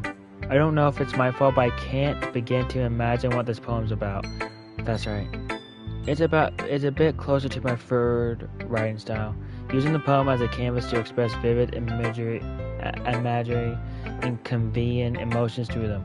Yeah, if it takes it at face value, then I can't even figure out what it's supposed to mean. Well, I think it's something that different people can relate to in their own way. I wanted to express the way it feels for me to indulge in my more unusual hobbies. It's these sort of things I'm usually forced to keep to myself, so I sometimes enjoy writing about them. Why do you keep them to yourself? Because they're embarrassing, and people would make fun of me. Don't you have anything like that, Jesse? Well, yeah, I guess I do. I feel like everyone has a little something like that. The best we can do is respect each other, and our individual, even if it's difficult sometimes, and some things make us uncomfortable. After all, if I haven't learned to embrace my own weirdness, I would probably hate myself. I might be ranting a little bit now, but I'm glad that you're a good listener. You're good at a lot of things. Writing, listening. There's really aren't many people like you, Jesse. That's exaggerating a little bit. It's just how I feel. I never thought I would feel so comfortable sharing my writing, but now I almost feel like I look forward to it. It's just a really nice feeling, and you're to thank for that. It's nothing really. Yuri smiles sincerely at me. For just a moment, her timidness seems to disappear. Who said? Natsuki. Well, I can't admit that's better than the last one. It's nice to see that you're putting some effort. That's good. But I still don't like this one at all. It's trying too hard to be serious. What do you mean by that? Poems don't need to be all deep sound to express something. It's going to sound like you're forcing it unless you really don't suck at all. Honestly, don't bother trying to write poems like this until you're on Yuri's level. Natsuki stops short of all of a sudden. Don't tell me. You're not trying to impress Yuri, are you? Well, what are you talking about? And keep your voice down. You know Yuri would love this kind of... Just because she's a talent writer doesn't mean...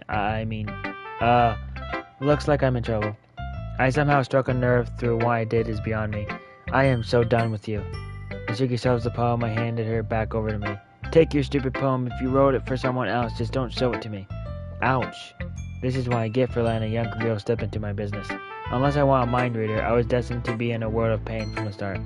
At least Natsuki wasn't really the girl I was trying to impress in the first place. Who should I sell? See her.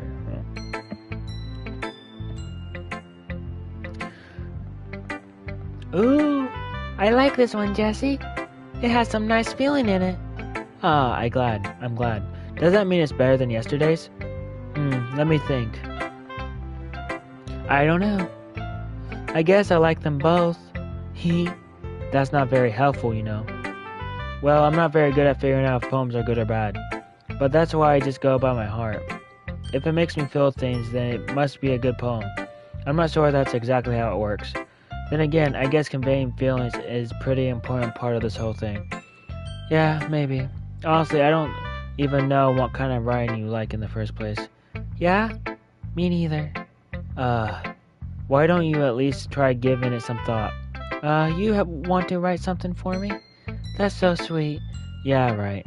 But you're always thinking about other people. You need to think about yourself once in a while. If you don't, you might end up getting hurt at some point. Huh? Well, I don't really know what you mean, but I try to keep that in mind. Well, whatever. Anyway, let's see. I guess I like happy poems. Wait, sometimes I like sad poems too. Sometimes a little bit of both. There's a word for that, right? What's the word I'm looking for? Bittersweet. Yeah, I like things that are happy and things that are sad. Happy and sad? I can't see you liking something sad, Yuri. Well, I like happy the most. But sometimes when you have a little rain cloud in your head, a sad poem can help give the rain cloud a little hug and make a nice happy rainbow. Siri, that's unexpectedly poetic. It is? Maybe I'm getting better at expressing my feelings after all. Thanks, Jesse. I should go write that down then. You can read my poem now, okay? Bottles. I pop off my scalp like the lid of a cookie jar.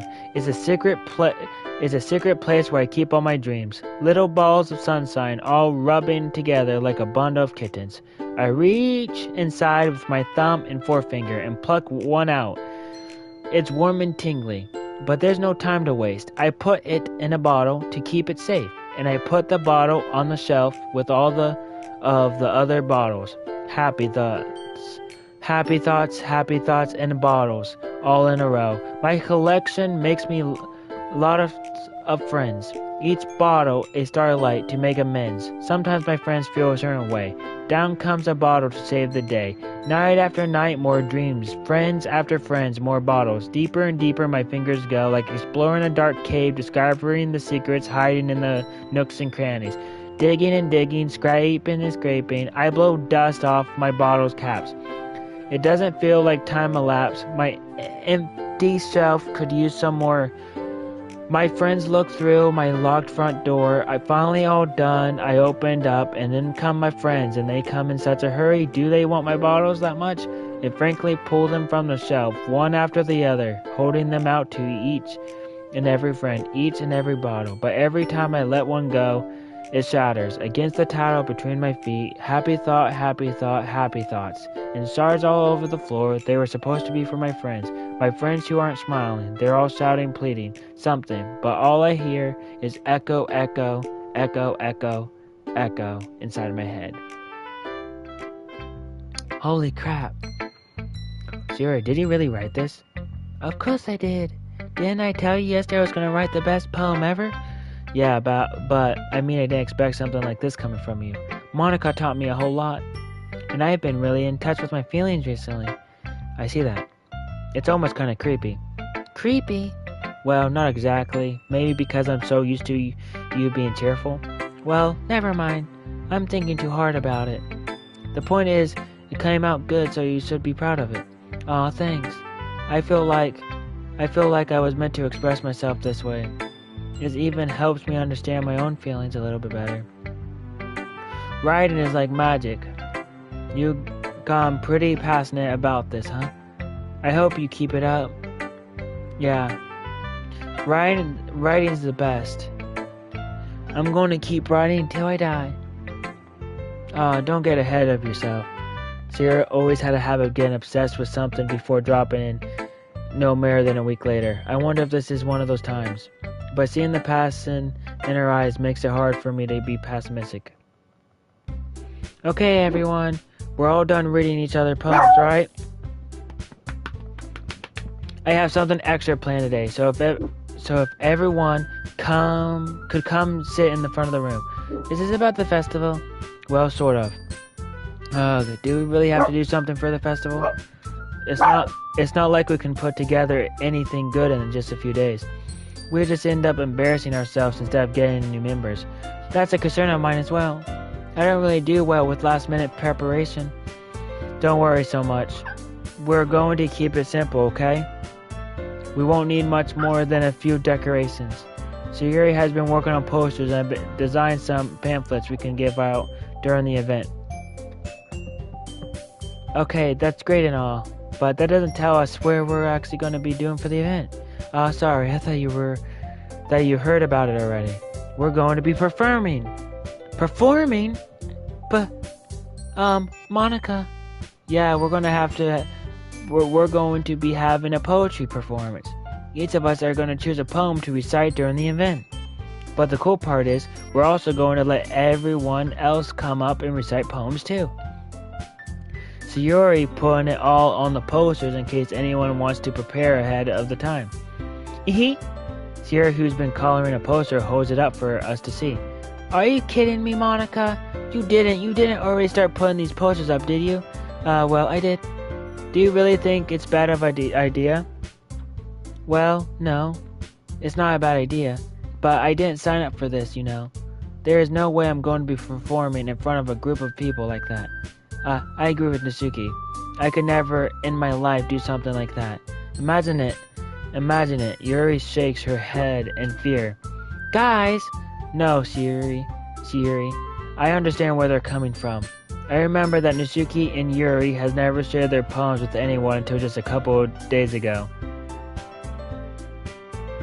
I have to let me...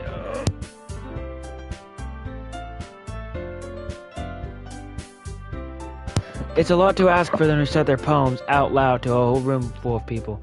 I guess I kind of overlooked that. So I'm sorry. But I still think we should give it our best. We're the only ones responsible for the fate of this club.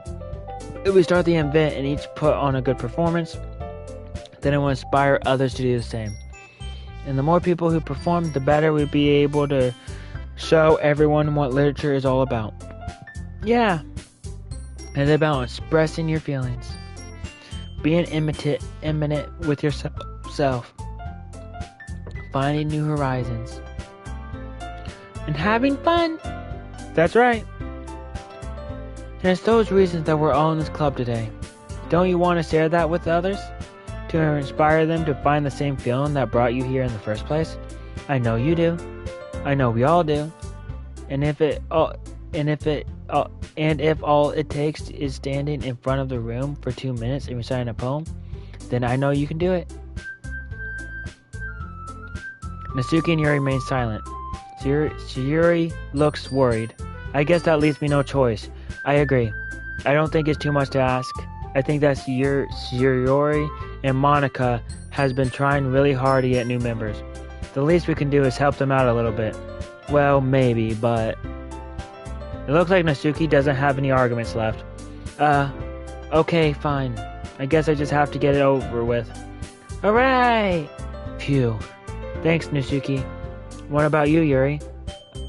Yuri dejectedly glances around at everyone else expectant faces. I guess I don't really have a choice. Yeah, that's everyone. You're the best, Yuri. This club is seriously going to be the death of me. Oh gosh. You'd be fine, Yuri. But anyway, let's move on to the main event. I want each of you to choose a poem of yours. We're going to practice reciting them in front of each other. No way. Monica. This is too sudden. Well, if you can't recite your poem in front of the club, how do you expect to do it in front of strangers? Oh no. Don't worry. I started off to help everyone feel a little more comfortable. Can I go next? Of course. Now let's see.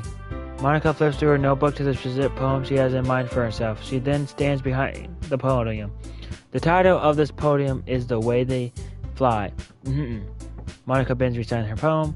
Her clear, confident voice fills the room. More than her inflection is pristine. She knows exactly how to apply emotion behind each line she recites, bringing the words to life. And is this something she's done before, or is she simply a natural? I glance around me. Everyone has their eyes on Monica. So Yuri looks amazed. Yuri has a tense expression on her face that I don't understand. Finally, Monica finishes the recesses. The four of us applaud. Monica takes a breath and smiles. That's so good, Monica. Thank you very much. I was just hoping to set a good example. Are you ready to go next to Yuri? I'll go next. Yuri's fouled up all of a sudden. Yuri clutches at a sheet of paper between her hands and stands up. Keeping her head down, she walks quickly over to the podium. This poem is called... Yuri anxiously glances at each of us. You can do it, Yuri. It is called After Image of a Christmas Eye. Yuri's voice shakes as she starts reading the poem. Just a moment ago, she practically refuses to do this. Why is she suddenly putting in so much effort? As Yuri gets past the first couple of lines, her voice changes. It's almost like what happens when Yuri gets absorbed into her book. Her quivering words transform into the sharp syllabus of a fierce and confident woman. The poem is full of twists and turns in its structure that perfect timing. This must be a rare glimpse into the whirling fire Yuri keeps concealing inside her head. Suddenly, she finished. Everyone is stunned. Yuri snaps back into reality and glances around her as if she bewildered even herself. It's up to me to save the situation. I'm the first to start applauding. Everyone joins me afterward and we give Yuri the recognition she deserves. It's not that we didn't want to applaud for her, but we were caught so off guard that we must have forgotten. As we applaud, Yuri holds the poem to her chest and rushes back into her seat. Yuri, that was really good. Thank you for sharing. Looks like Yuri is down for the count. Okay, I guess I'm next then. Yuri hops out of her chair and cheerfully walks to the podium. This one is called My Medal. Sorry, I giggled.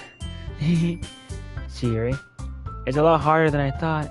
How did you guys do it so easily?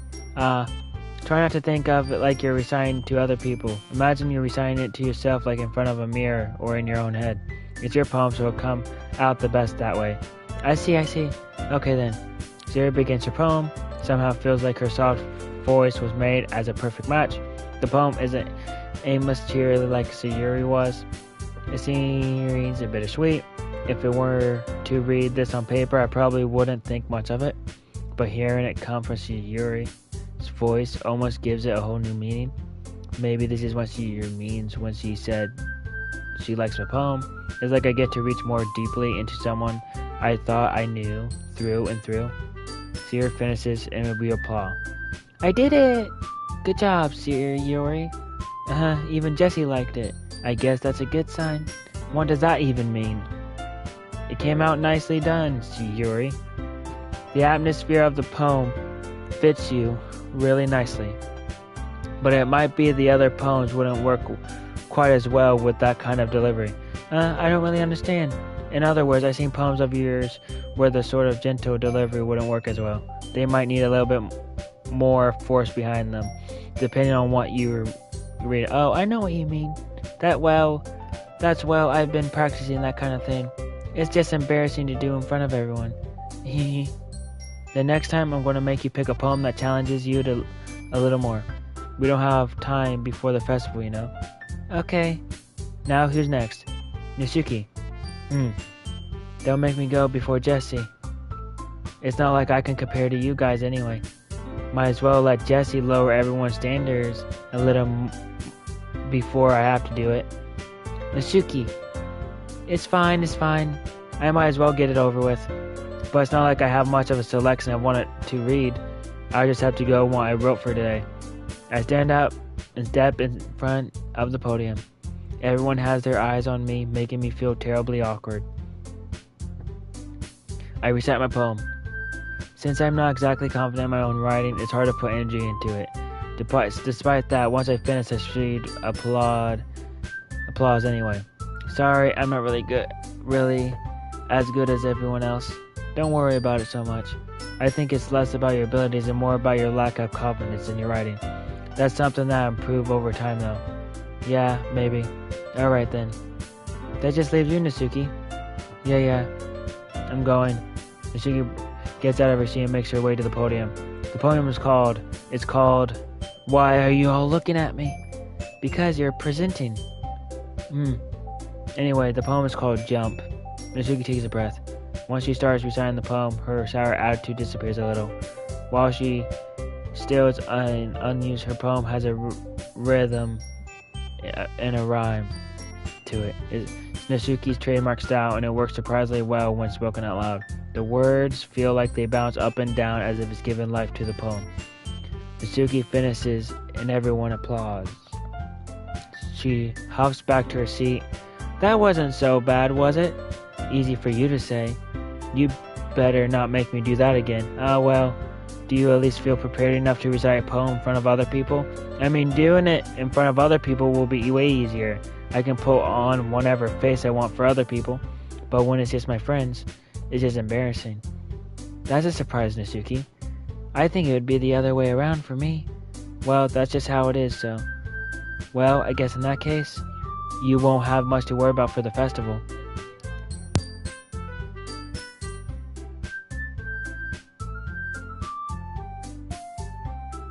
That said, I want to thank everyone for coming through. It might be hard, but I hope that you all have an idea of what it's like now. Make sure you pick a poem and get enough practice before the festival, okay? You'll be making pamphlets, so let me know ahead of time what you'll be reciting. Geez, I should probably find some other poems to recite instead. That's fine too. It doesn't have to be your own. I'm already pleasantly surprised that you're putting in all that effort for this club. It makes me really happy. Yeah, no problem. Okay, everyone. I think that's about it for today. I know the festival is coming up, but let's try and write poems for tomorrow as well. It's been working out really nicely so far, so I'd like to continue that. As for the festival, we finish planning tomorrow, and then we will have the weekend to prepare. Monday's the big day. I can't wait! I can do this. I can do this. Alright. I stand up. There's no way I'd be able to find the same enthusiasm as Sayuri and Monica, but I'll do my best to get through this. If it's for the sake of the club and impressing Monica, then I have to do my best. Ready to go, Sayuri? Yep. Look at you two always going home together like that. It's kind of adorable, isn't it? Jeez, guys. Don't make such a big deal out of it. It's much to be a little nice, though. Well, yeah. How am I supposed to respond to that? It's okay, Jesse. You don't have to say it. Whenever. Let's go already. I walk home with Sayuri once more. Even though it's only been a few days, a lot of things have already changed. But today, Sayuri is being a little quieter than usual on the way home. Hey, Sayuri. Sorry, I was spacing out. No wonder. I was thinking about something from earlier. I like how we get to... I mean, Sayuri fumbles with her words. So let's just say that one day Yuri asked to walk home with you. Huh? What would you do? What kind of question is that? You're kind of putting me on the spot here.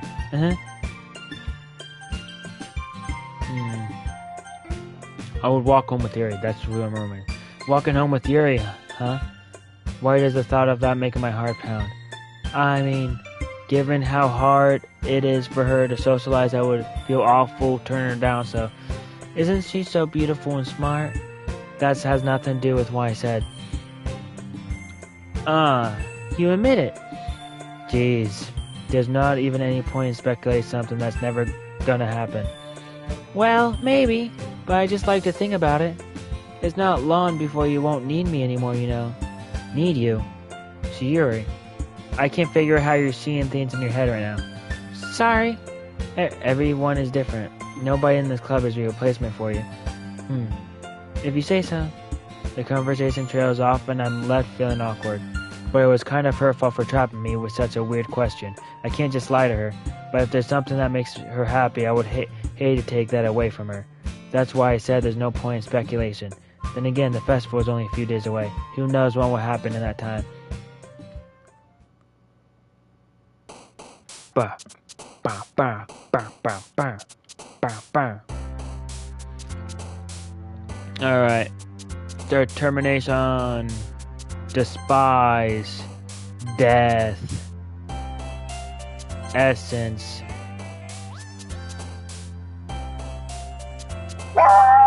Stop barking, dog. Raindrops. Suicide. Eternity. Man, there's a lot of dark things for her to jump up. Wow. Oh man, I'm the last one here again. Don't worry, I just walked into. Were you practicing piano again? Yeah. You must have a lot of determination. Starting this club and now picking up piano. Well, maybe not determination, but I guess passion. Remember that the club wouldn't be here if it wasn't for all of you. And I'm super happy that you're all willing to help out for the festival, too. I can't wait for the festival. It's gonna be great. Weren't you complaining about it just yesterday, Natsuki? Well, yeah, I'm not talking about a part of the festival. But the whole day of school where we get to play and eat all kinds of delicious food. You sound a bit like Sayuri all of a sudden. Monica, do they usually have fried squid? Squid? That's a pretty specific thing to look forward to. Oh, come on. Are you saying you don't like squid? You of all people? I didn't say I don't like it. I didn't say I don't like it. Besides, what do you mean by you of all people? Because it's right in your name. Monica. That's not how you say my name at all. Also, that joke makes no sense in translation. Huh? Never mind. Let's just focus on our own event for now, okay? Fine. Your reactions aren't as fun as Yuri or Sayori anyway. Excuse me? Where is Sayori anyway? Oh, there you are. Sayori is sitting at a desk in the corner of the room looking down at nothing. I walk over to her. Hey, Sayori. I whip my hand in front of her face. Huh? You're spacing out again. Yeah. Sorry. Don't mind me. You can go talk to everyone else. Huh? Is everything alright? Of course. Why would it be? It just feels like you're a little off. Sorry for assuming things. Jeez. You worrying too much about me.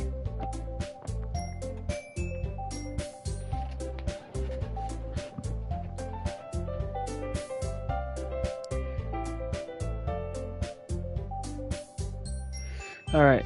Jeez, you're worrying too much about me. I'm fine, see? Sayori shows me a big smile. Don't let me distract you from having fun with everyone. Well, alright. If you say so. A worldly glances at Sayori before turning back toward everyone else.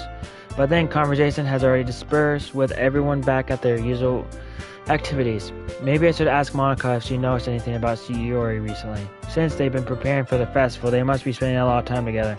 I timidly approach Monica, who's shuffling through some papers at her desk. Jessie, what's up? This might sound a little strange, but have you noticed anything up with Sayori recently? Anything up with her? In what way do you mean? Maybe I'm reading into it a little too much, but she seems a bit downcast today. Oh, you think so? I can't say I noticed anything about her. Monica peers across the room at Sayori, who idly dragging a rubber eraser up and down her desk. Maybe there's something on her mind, but I'm surprised I'm not the one asking you, Jessie. You certainly know her a lot better than I do. Yeah, but she never really liked this. She always talked to me about things that bothered her. But this time when I asked her, she was really dismissive. Sorry, I know it's not your fault. I just wanted to ask if you knew anything, so I'll drop it now. No. It's important to me too. I mean, I'm also friends with her. And I also care about the well-being of my club members, you know. Maybe I tried talking to her myself. Are you sure about that? Sure, she seemed like she wanted to be left alone. Are you sure? Maybe she just has a hard time bringing it up with a person of interest. Person of interest? What do you mean by that? I'm saying that maybe the thing on her mind is you, Jessie. Me? How on earth would you come to that conclusion? Well, I probably shouldn't say too much, but Sayori talks about you more than anything else, you know. Huh? She's been so much happier ever since you joined the club. It's like an extra light was turned on inside of her. What? No way. Sayori is always like that. She's always been full of sunshine. It's not any different now than it always has been. You're so funny, Jessie. Have you thought that maybe you always seen her as so cheerful because that's just how she is when she's around you? I said too much. I'm sorry, what do I know anyway? I didn't mean to jump to a conclusion, so you should just forget about what I said. I tried to talk to her, so try not to think about it for now. Alright. Monica smiles meaningfully. I know she said to forget about it, but I already know that I won't be able to get her words out of my head. Monica stands up from her desk and walks across the room to where Sayori is sitting. I watch her kneel down, talk to her, but she keeps her voice so quiet that I can't hear from her. I sigh and sit myself down. I know Sayori told me not to worry about her and to have fun with everyone else, but that's impossible to do when she's behaving like this. Exactly how much do I care about her that I'm letting this weigh me down so much? Now it feels like I'm the one behaving out of the ordinary. But there's nothing I can do besides wait for Monica. Why does it feel like I'm being watched? I glance around the room. Suddenly, I notice Yuri peering at me from over her book, but she looks away just as quickly with a flustered look on her face. I realize that she won't get anything like this. I never really seen Yuri approach anyone or start a conversation on her own accord, so I have no choice but to approach her myself. But now, it's a little easier for me to do this. I stand up from my desk and sit in one next to her own. I didn't mean to bother you or anything. Relax, you didn't even do anything. But I could tell that you wanted to be alone with your thoughts. Alone with my thoughts. How were you even able to tell that I was thinking like that? Well, it's something that I do a lot. So it wasn't hard for me to spot based on your posture and expression. Not that I was staring or anything. I didn't do anything creepy like that. In any case, I guess you were right. I'm sorry if I caused you any concern. Don't apologize. Your troubles are only the concern of those who are willing to share in that concern. Of course, there are certainly those who find the most comfort in keeping to themselves. But if you would prefer to share what's on your mind, then I would be glad to listen. It's not really that big of a deal. I was just feeling a bit uneasy about Shiori. Shiori? Yeah, she seems a little bit off today, but when I asked her about it, she didn't want to admit it to me. So I can't help but wonder if something happened to her. Oh, that's quite romantic. Sorry, I didn't mean to say something stupid. It's not that, I just didn't want you to misunderstand. Sayuri and I have just been friends for a long time, that's all. Oh, I see. Then perhaps it's unusual for her to be dismissive to you about her feelings. Or maybe I'm just reading into it a little too much. Jesse, the whole world is full of meaning, often hidden deep beneath plain sight, and there are many untold mysteries behind every person, no matter how well you may know them. Oh, so you think that there might be something behind it after all? I think that Yuri is a very complex person. Her mannerisms on the outside don't always match what may be going on inside her head. And she may not always know what she wants. I notice her strange behavior today too, and I also feel some concern for her.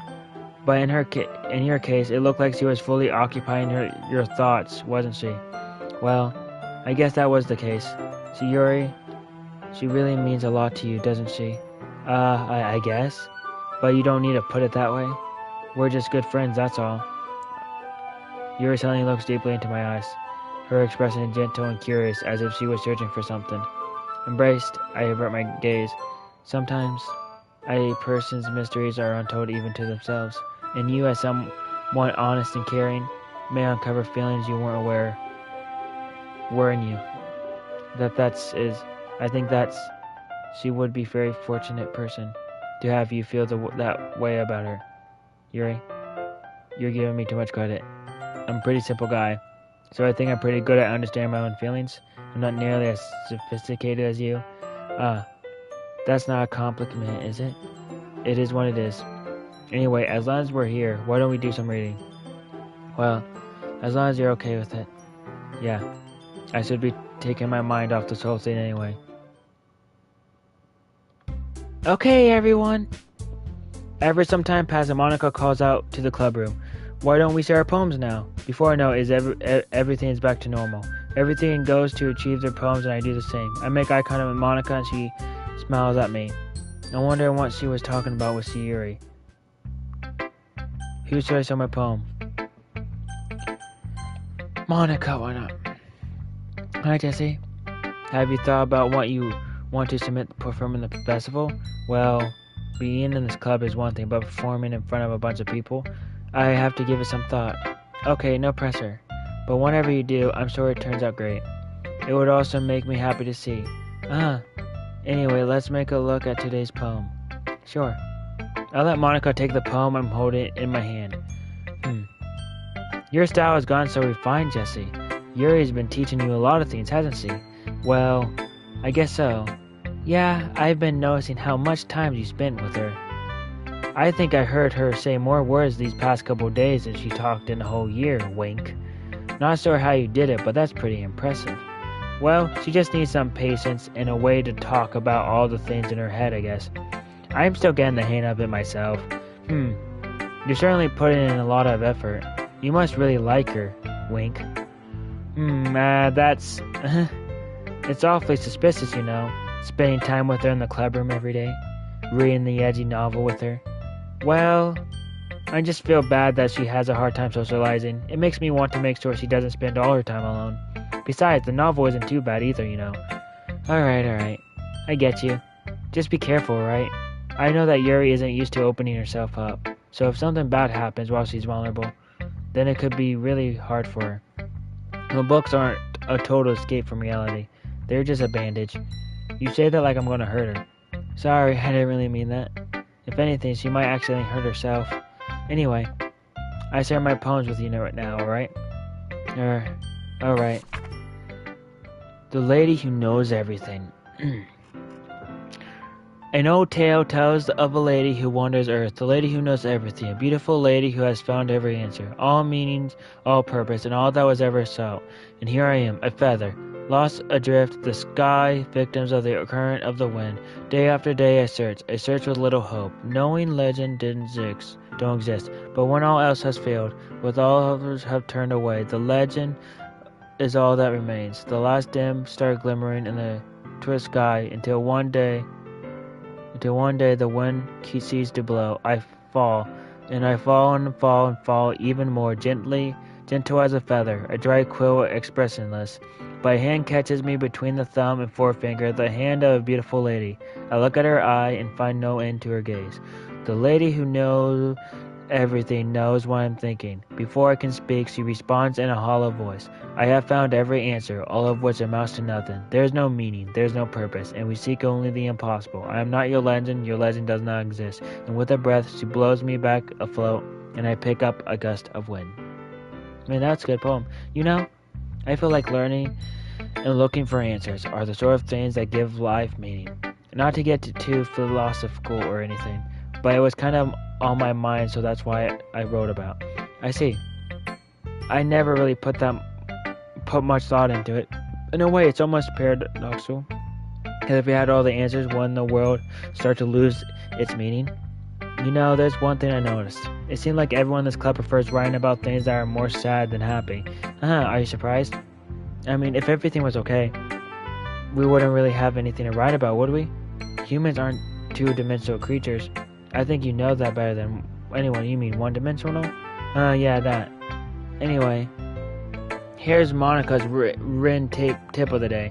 Are you ever too shy to start writing because you're afraid it's not that good? It can be really disheartening to get a lukewarm response to something you put so much into. But if you find other people who enjoy writing, then sharing becomes a lot easier. Because instead of just telling you that your writing is good, or okay, or bad, they'll want to focus more on everything that went into it and the things you can work on. It's much more encouraging that way, and it will make you want to continue improving. It's almost like having your own little literature club, don't you think? That's my advice for today. Thanks for listening. Who should I guess you're right. Jesse, your writing has only improved in these last 3 days. Every poem you've shown me has been nothing short of spectacular. I can really feel the emotion. I'm a little envious even. I don't think it ever come to me this naturally. Yuri, that's the wrong way to put it. This never did come natural to me, but I've been able to improve so much thanks to you. You're really the example I was chasing after. Is that so? Yuri gently smiles to herself. This feeling, I'm so glad I got the chance to share my writing. I never thought it would feel like this. I remember you mentioning that yesterday. I can't believe that you're so good at something you never even shared it with anyone. It's kind of a shame. Maybe, but it's not like I really had a choice. What do you mean? Well, Yuri smiled sadly. Jesse, during lunchtime, I eat by myself. Do you know that? It's a great time to find a quiet spot and do some reading. In fact, I always have some books with me. You could say I really enjoy reading. Well, that one way to put it anyway. But books are so full of amazing and inspiring people. People you want to fall in love with, or people you just want to know would make a really good friend. Cheerful people who always put a smile on your face, or deep thinkers and problem solvers who discover the mysteries of life. So when you look at that way, I'm surrounded by friends every day.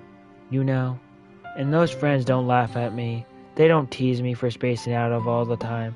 They don't make fun of my body type. And they don't hate me for acting like a know-it-all. People say that about you?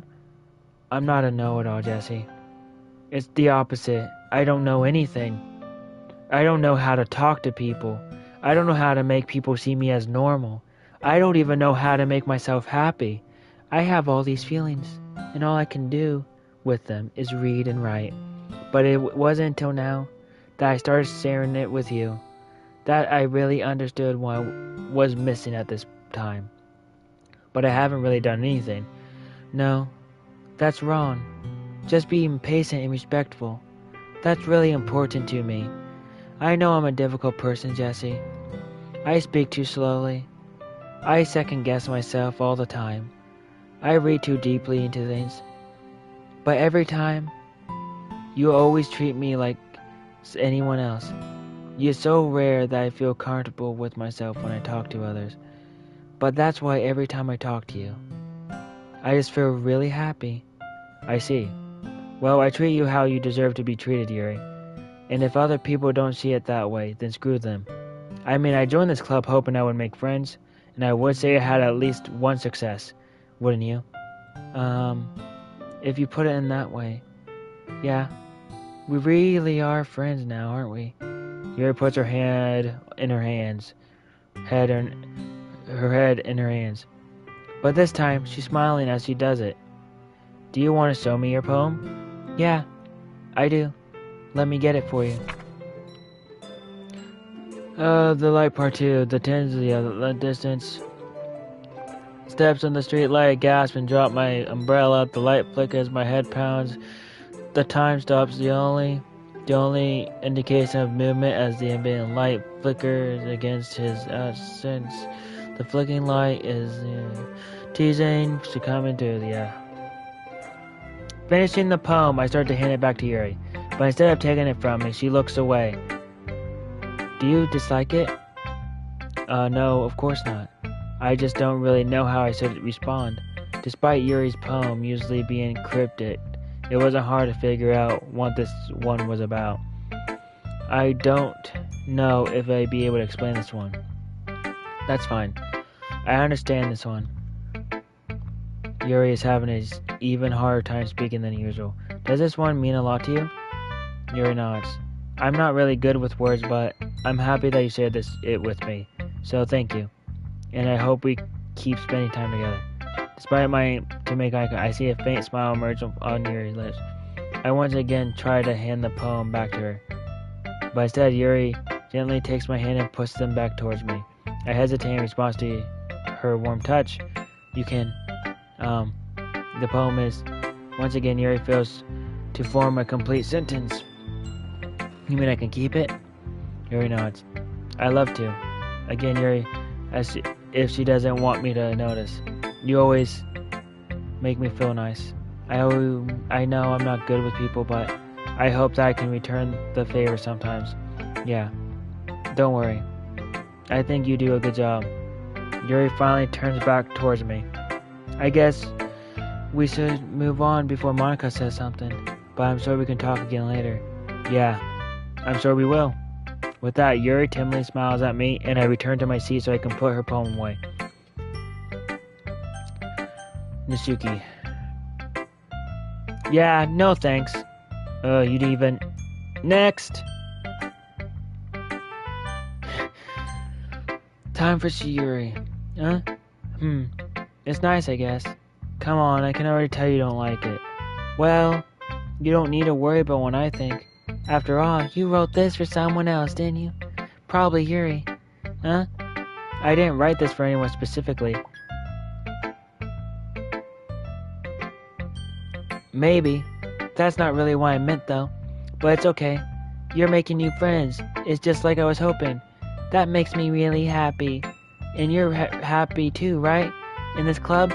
Well, of course I am. Good! That's all that matters to me. Thank you, Jesse. Siri, is there something wrong? Huh? No, nothing. Thanks for asking. I'm doing No. fine. I'm just a little tired today. Hee hee. Alright. Just tell me if you need anything. I will.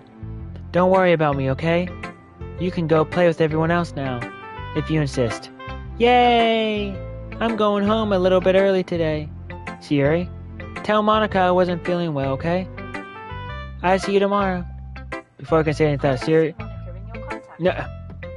Sayori cheerfully walks out of the classroom humming to herself. Stop. My phone won't stop. Okay, you three. We're all done sharing poems, right? Why don't we start figuring out... Hold on a second. Is it just me or did you say something strange just now? Something did sound a bit unusual. That's right. You deviate from your usual catchphrase when addressing the club. Catchphrase? I don't have a catchphrase. Jeez. Why is the mood so weird today? Look, even Yuri isn't immune to it. See, stargazing air is coming for a sign that something terrible is about to happen. In your books, maybe. Look, the only thing different is that Sayuri isn't here. It seems you're right. Sayuri always helps lighten the mood a little bit, doesn't she? It's almost like everyone's balance is thrown off a little when she's not around. Where the heck did she run off to anyway? I thought she just went to pee. Natsuki, please show some decency. Oh, come on. She actually wasn't feeling too well and went home early. Is that so? I hope she's alright. Seriously? Of all the times to not go home with her, you pick the time she's not feeling well? So much for you two being all lovely-dovely. No. First of all, stop misunderstanding my friendship with Yuri. And second, she's kind of been avoiding me today, so I didn't want to force it. Who? That's curious expression coming from Yuri of all people. Calm down, guys. I talked to her earlier and everything's fine. What did she say? Anyway, we need to figure out the rest of the festival preparations, so let's just say what everyone will be doing this weekend. I already know what I'm doing. That's right. Natsuki will be making cupcakes. But we might need a lot of them in different flavors. Can you handle that all by yourself, Natsuki? Challenge accepted. And as for myself, I'm going to be printing and assembling all the poetry pamphlets. Sayuri will be helping me design them. And as for Yuri, you can... Guys, can you help me come up with something for Yuri? I'm useless. No, that's not it at all. You're the most talented person here, you know. Now, Nazuki's pounding too? Jeez, even I can tell now. I guess I never gave Sayuri enough credit, but I can tell things are even harder on you when she's not around. That may be the case. But if I can't also be the leader of my own, then I won't grow as a person. Sayuri. Yeah, beautiful handwriting, you know. So you should make some banners and decoration to help set the atmosphere. Atmosphere? About that, I love atmosphere. Your expression suddenly changes as she stares at her desk and focuses and starts nodding to herself. Your mind is already racing, I see.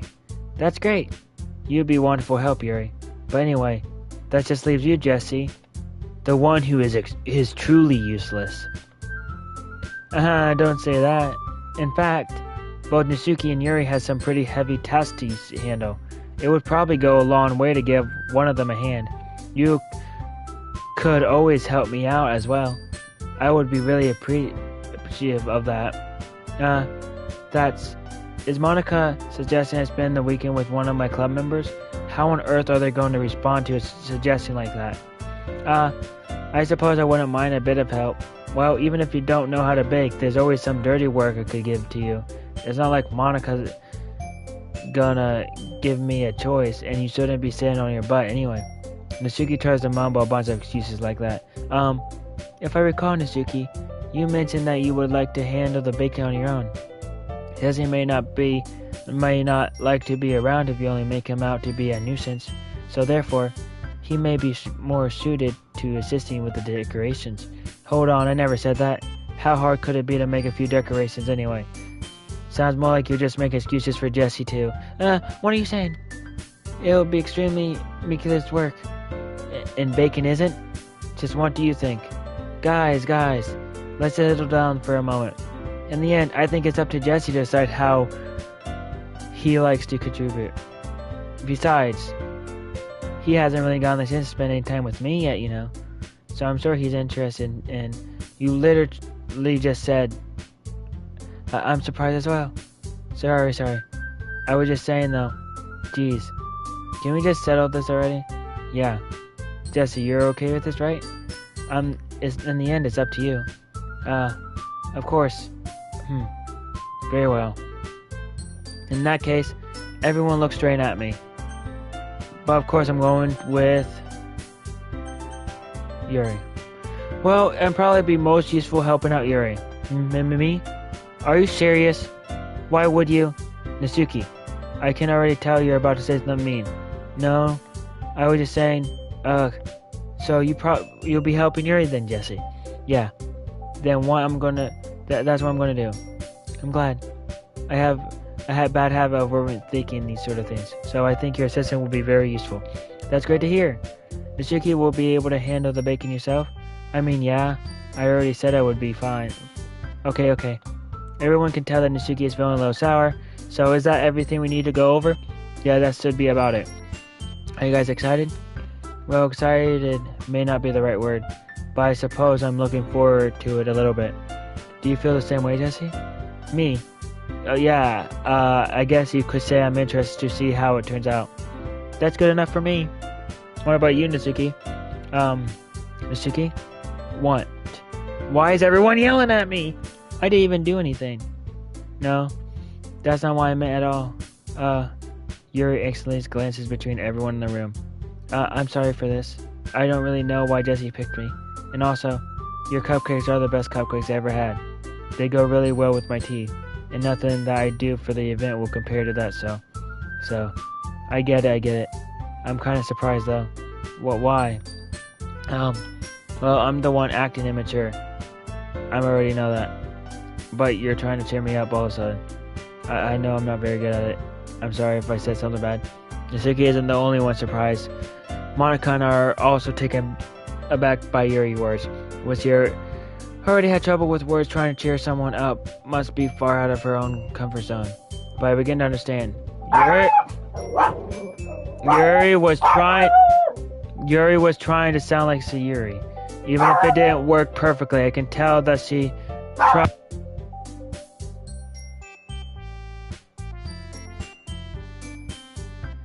And even if it didn't work perfectly, I can tell that she tried to say something Sayuri would say at the time like this. Because Sayuri always helps everyone smile and feels good about themselves. No, I kinda appreciate it. I'm sorry for making a big deal out of nothing. But I'm going to say this. You better bet that my cupcakes are going to be the best part of the whole event. Huh? I believe you. Yeah. I hope to see everyone do their best. But with that, there's nothing more for me today, so I guess it's time for us to head out. Alright, let's get out of here then. Everyone packs up their things. I start to follow Monica and Nasuki out the door as they chat between each other. I turn around. Sorry. I realize that I don't have any way of contacting you this weekend. Oh, you're right. I can't believe that slipped my mind. Should I give you my phone number? I think that would be the best way, yes. Alright then. Yuri and I exchange phone numbers. Okay. Then I'll be stopping by your house on Sunday. Huh. My house? Is that a problem? No, not at all. I just thought that I would be the one going to your house since I'm the one helping you. I suppose that makes sense. But if you don't mind, I think I would prefer going to your house. Alright. In that case, it won't be a problem. I decided not to press Yuri for a reason.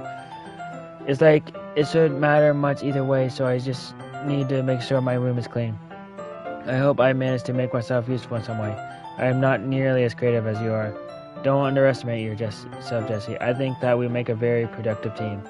Even if you only choose me because you felt bad or something.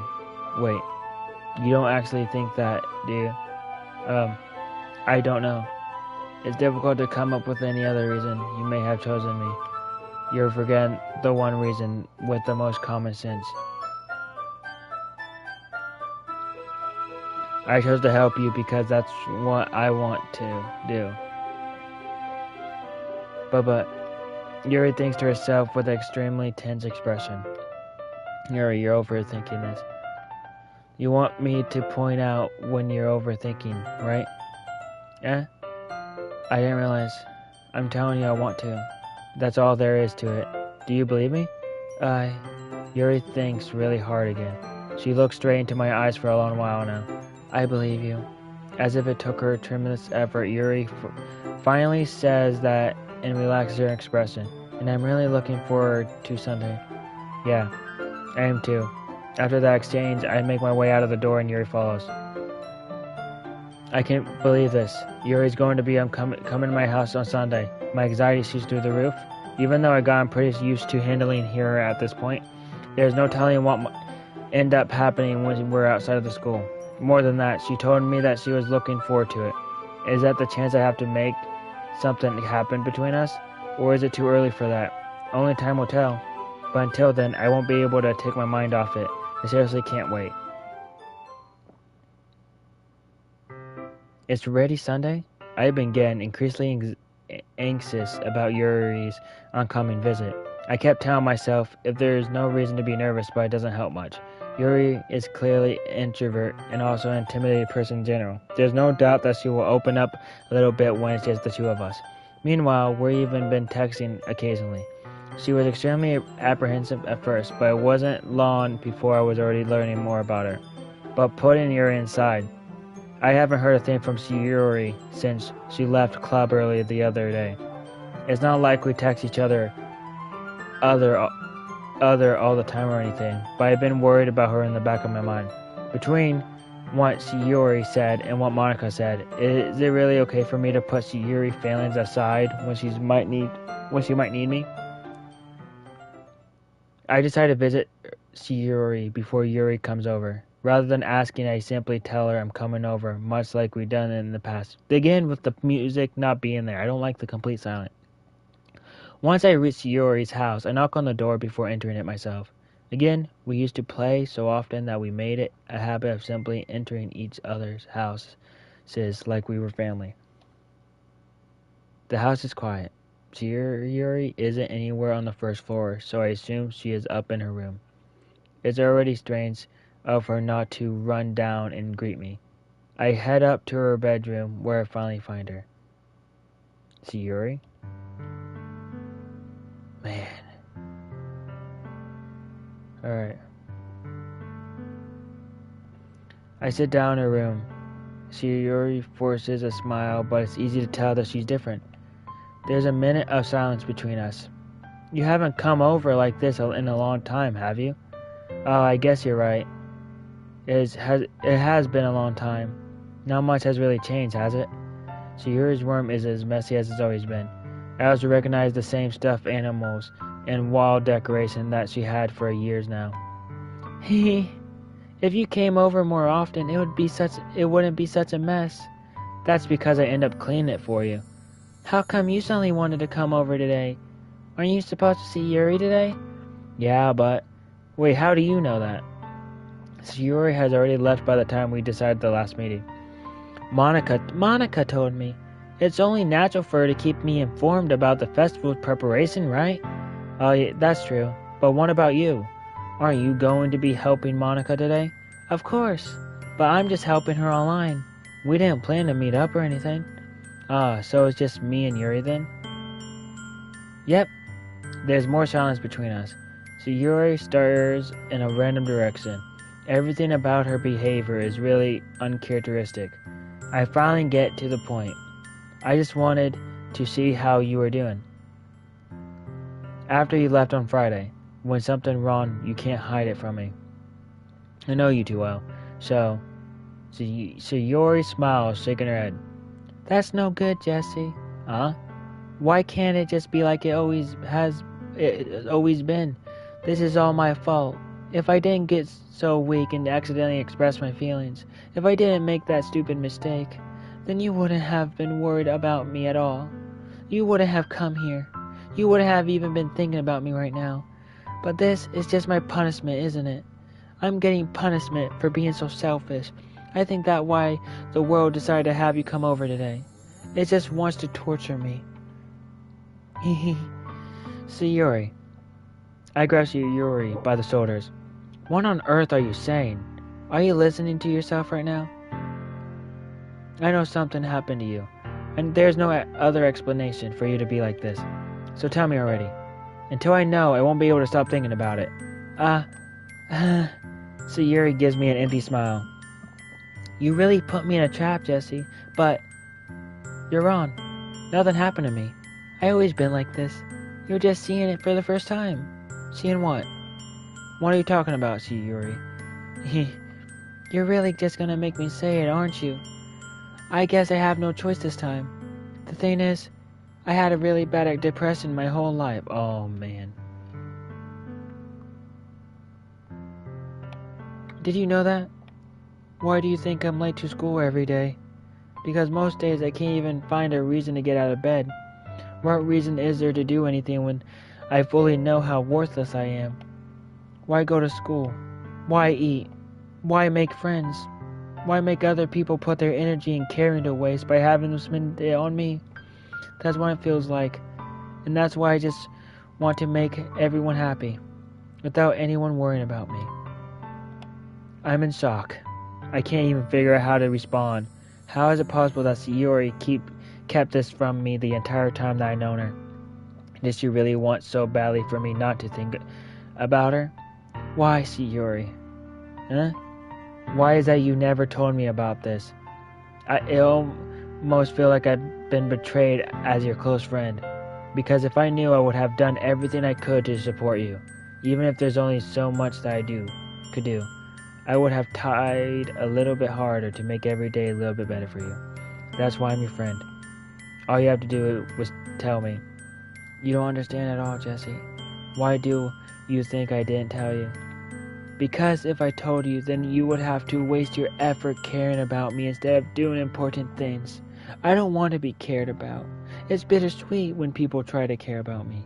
It feels nice sometimes, but it also feels like a bat being swung against my head. That's why I want so badly for you to make friends with everyone else. Helping everyone be happy together is the best thing for me. But then I discovered something else too. Seeing you make friends and get closer with everyone in the club. It feels like a spear going through my heart. So that's why I decided the world just wants to torture me. Every path leads to nothing but hurt. You're right that I don't understand. I don't understand your feelings at all, Sayori. But I don't need to understand. Whatever it takes for me to help you stop hurting, that's what I'll do. No, Jesse. There's nothing. Nothing at all. The only thing that could help is if everything could be like it always was. But I was selfish. I finally showed you what a horrible person I am. A tear streaked down Sayori's face. I made you join the literature club because I was selfish. And I was punished by my heart hurting in a way that I couldn't understand. And now you came here and I made you hurt too. I'm just weak and selfish. That's all I am. And that's why I'm going to accept these punishments. Because I deserve every last one. Without thinking, I once again grasped Sayori's shoulders. This time I pull her into a tight embrace. Jesse, Sayori, I don't care if you feel selfish. I'm really happy that you convinced me to join this club. Seeing you every day makes it worthwhile enough. If I make friends with everyone else, then this is just a bonus. But please never underestimate how much I care about you. I wouldn't have it in any other way. Jesse? Sayori isn't hugging me back. Despite my arms being wrapped around her, Sayori's arm remains at her side. She starts sobbing next to my ear. No, don't do this to me. Please don't do this. Jesse, Sayori barely managed to speak between her sobs. I don't know if I'm doing the right thing, but all I want is for her to know that I care. If you have it in you to call yourself selfish, then you have to let me be selfish too. No matter what it takes, I figure out what needs to be changed. I'll make these feelings go away, and if there's anything that you need me to do, then you better tell me. I'll get mad if you don't. I don't know. I don't know. I don't know. Gently, Seer finally puts her arms around me in return. I don't know anything. It's all really scary. I don't understand any of my feelings, Jesse. The only time I'm not feeling nothing is when I'm feeling pain. But your hugs are so warm, and that's really scary too. Yuri lets me go. As she does, so I let her go as well. The festival is tomorrow. Yeah, it's going to be fun, right? Yeah. How would you like for me to spend it all with you? It's what I want. I promise. I think that would be nice then. Yeah. Dear wiped her eyes. If I could spend the whole day here, I would. Of all days, this has to be the one where I have all the plans. Maybe I should cancel. No, don't. Please don't. If you did that, then I really wouldn't forgive you. But it's almost time for you to meet me at my house. At the very least, do you want to come along and help out? It would be fun. To my surprise, Yuri shakes her head. I'm sorry. I don't know if that would be very good for me today. You understand, right? It's kind of hard for me to fully understand, but I'm trying my hardest. It's okay. Don't worry too much about it. I see you tomorrow, okay? Alright. I look forward to it. I say goodbye to Sayuri next to the house. On my way home, I find myself still feeling uneasy, but it's hard for me to keep thinking about it when Yuri is about to come over too. I think Sayuri is right. I shouldn't be worrying about too much, and we're definitely going to have a great time tomorrow. I should just focus on what's ahead of me. As I approach my house, I see something that makes me feel a moment of panic. Yuri? Thanks goodness. You're a little early. I'm sorry, I wasn't home yet. We were waiting for a long time? No, I just got here. But I started to get a little nervous when nobody answered the doorbell. You always could have texted me. If I had known, I would have reassured you and hurried more on my way home. I suppose that's true. I didn't think of that for some reason. It should be a common sense to do that, but I decided to ignore it. Anyway, let's go inside. I see you brought a lot of the stuff with you. That's right. And did you manage to find everything I asked you to buy as well? Yeah, pretty much. At least I hope I got everything right. I'm sure it'll be fine. I take Yuri to my room.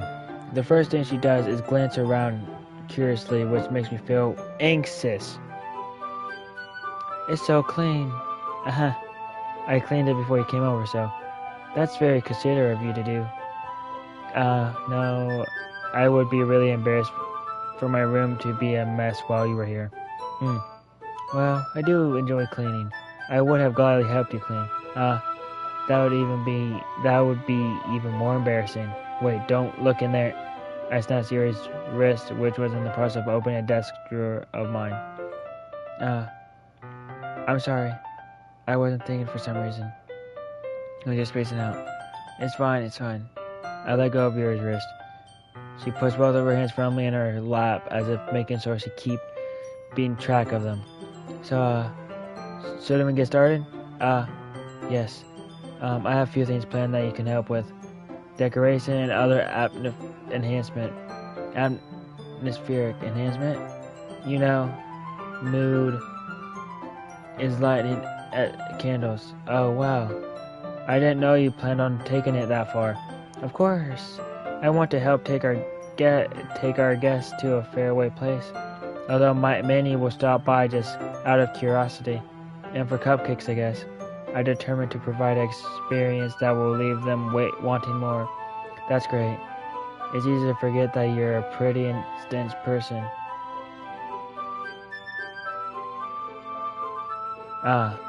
Intense. I guess that's the best way to put it. Is that a bad thing? No, not at all. It's something that I like about you, actually. That's so. That makes me feel relieved. And kind of happy. Yeah, no need to be so anxious. You can relax a little. Relax. I brought some things for relaxation. I was going to use them during the poetry event. Oh yeah? Like what? Let's see. Yuri rummages through her bag. She pulls out a few candles and a wooden cylinder-shaped object. I did some shopping on the way here, so I'm happy to have these in my bag. I plan to cover the window in black paper and use the candles to light the room. I think that would be amazing, don't you? Yeah, that would be really neat. What's the wooden thing, though? Oh, this is a diffuser for essential oils. How familiar are you with therapy? Not familiar at all. Is that so? It's one of my favorite contributors to a positive atmosphere. Depending on the oils or herbs you choose, you can change the mood of the air itself. You can even feel it permeate through your body. Relaxation, positive energy, and romance reflection. It's almost like magic. Yuri takes the cylinder and pushes a switch on the bottom. In just a moment, a thin ray of vapor begins to spout through a small hole on the top. Wow, that smells wonderful. What kind of mood is that one for? This is jasmine essential oil. It smells a little sweet and flowery, right? Yeah, that's a good way to describe it. I chose jasmine for the event because it provides more than relaxation. Jasmine enhances your emotion and helps you feel them flow through your body. You feel warmer and your heart pounds more heavily. Don't you think that will be perfect for sharing the poems? It does sound suitable, but you seem to know a lot more about this, so I trust your opinion with anything. Yuri smiles gently, clear and enjoying herself. She again reaches into her bag and pulls out several spools of the thin ribbon. What are those for? Well, did you purchase the origami paper I asked for you to get? Yeah, I have it over here. We won't be using the paper for folding origami. What I like to do is write a different word on each paper. We'll need about 100 of them. Oh yeah? What will those be used for? Well, I'm going to cut pieces of ribbon to hang from the doorway of the classroom. Then we will fasten the paper onto the ribbon to create a doorway curtain. Wouldn't that be beautiful? It would also catch the eye of those passing by the room. It may attract some to peek inside. That's really creative. I had no idea you'd be so good at this, Yuri. Is that so? Well, I suppose I do get a little intense, as you put it. Uh-huh. Yuri giggles with red cheeks. It's just me, or is she more relaxed when it's just the two of us? Or maybe it's the excitement she feels from sharing something that she enjoys. Here's a marker, Jesse. You can write any character you want. I'll help you once I finish cutting the ribbons. Alright. Sitting on the floor together, the two of us gets to work. I carefully draw a different character on each paper, doing my best to manage my bad handwriting. Ravels a long strand of red ribbon to her desired length. Then she reaches into her bag once more and pulls out a pocket knife. The knife is strangely beautiful. The silver handle has an intricate pattern of waves etched into it. The blade itself is gently tinted blue. That is no ordinary pocket knife. It looks really fancy. Well, embarrassed, Yuri looks away. What is it? You're going to think it's weird. You're whatever it is, I have no reason to judge. To each their own, you know. If you promise you won't be weirded out. Yeah, I promise. Alright. The thing is, I'm kind of into knives. They're just so pretty. I just can't help it. I don't know what it is. The combination of craftsmanship and feeling of danger, maybe? What am I saying? Please don't think I'm weird for this. Uh-huh. You're laughing at me. No, I'm not laughing at you. It's just funny how nervous you got about sharing. Well, it's an interesting thing to be into, I guess. But I think it kind of suits you. Suits me. Yeah, it's kind of intense, huh? Besides, it's a really cool looking knife, I can't deny that. It is, isn't it? Yuri relaxed her expression once again. Wouldn't you like to hold it? Sure, I check it out. Yuri carefully hands me the knife with the handle facing me. I take it and turn it around in my hand. It feels heavy and extremely solid. Where do you even get a knife like this? Curious of the arm, I feel the point of the knife with my index finger. Ow! Jesse, why did you do that? I didn't expect it to be that sharp. I barely touched it at all. It is my fault. I should have warned you. This knife is extremely sharp. It can cut through skin like it's paper. Oh no. A small drop of blood trickles down the side of my finger. Yuri takes my hand and gives the wound a closer look. Ah. She stares at it and noticeably fidgets. If you're screaming, I go wash it off now. Without warning, Yuri puts my finger in her mouth. I dropped my controller. That caught me off guard. I feel her tongue curl around my finger. Ew. Startled, I instantly pull my hand back. Ew. Ew. Please forgive me. I wasn't thinking. Yuri lowers her head. Her burning up. Yuri, that's the most embarrassing thing I ever done. How could I do something like that? I'm sorry. Sure, it was a little weird, and it took me by surprise. But I guess she was just trying to help, right? Yuri, I think you're overreacting a little. She doesn't lift her head. What if she doesn't recover from this for the rest of this afternoon? Alright, you know what? This might be a stupid thing, but I do it anyway. I take Yuri's hand and lick her index finger in return. Alright, Jesse. Did you really just do that? No, now we're even. Yuri just looked at me like I did something wrong. I knew that would be a bad idea. If not for the sweet and You're so weird, Jesse. You're calling me weird. I have no response to that. Where do you keep your bandages? I don't think I need one, actually. It was a tiny cut. Look, it's already stopped bleeding. I see. That's relieving. The tension quickly lifted. Activities. I watched Yuri's knife cut through the ribbon like it's nothing but air. Meanwhile, I continue to make progress on the paper. After we finish attaching the paper to the ribbon, we lay them all out side by side. Looks better than I expected and will be very effective. It looks great. Good thinking coming up with this, Yuri. Thanks. It's just something I saw online, really. Are you ready to move on to the next text? Text? Yeah, let's do it. What do you have in mind? I like to create a banner. That's why I asked you to buy the paint tables. That's right. One of the items Yuri had asked me to buy was a kit of watercolor paint tables. Well, need about 6 cups of water to put each of the tablets in. Do you mind fetching those for us? Of course not. 6 cups of water. I'll be right back in a minute.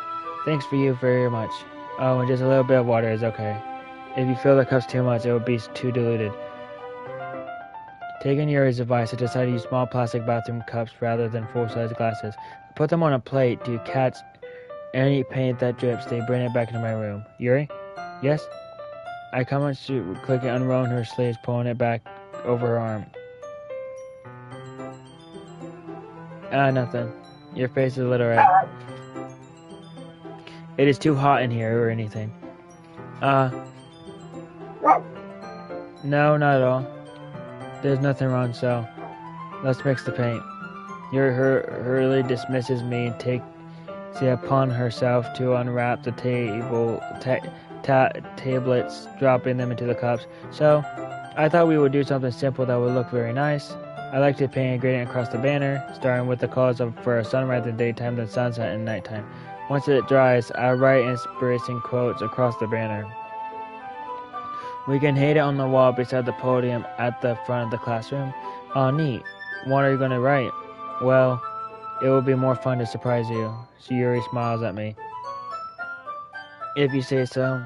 After rolling out the banner, Yuri and I kneel opposite sides so we don't... Yuri uses a brush and adds a few dots of different colors across the banner to serve as a color guide when we paint. This kind of reminds me of elementary school. Painting on a banner... cramp in my foot! Painting on a banner with a watercolor feels a lot like an art class project we had back then. It's relaxing. I'm sorry if this feels too childish. No, I didn't mean that at all.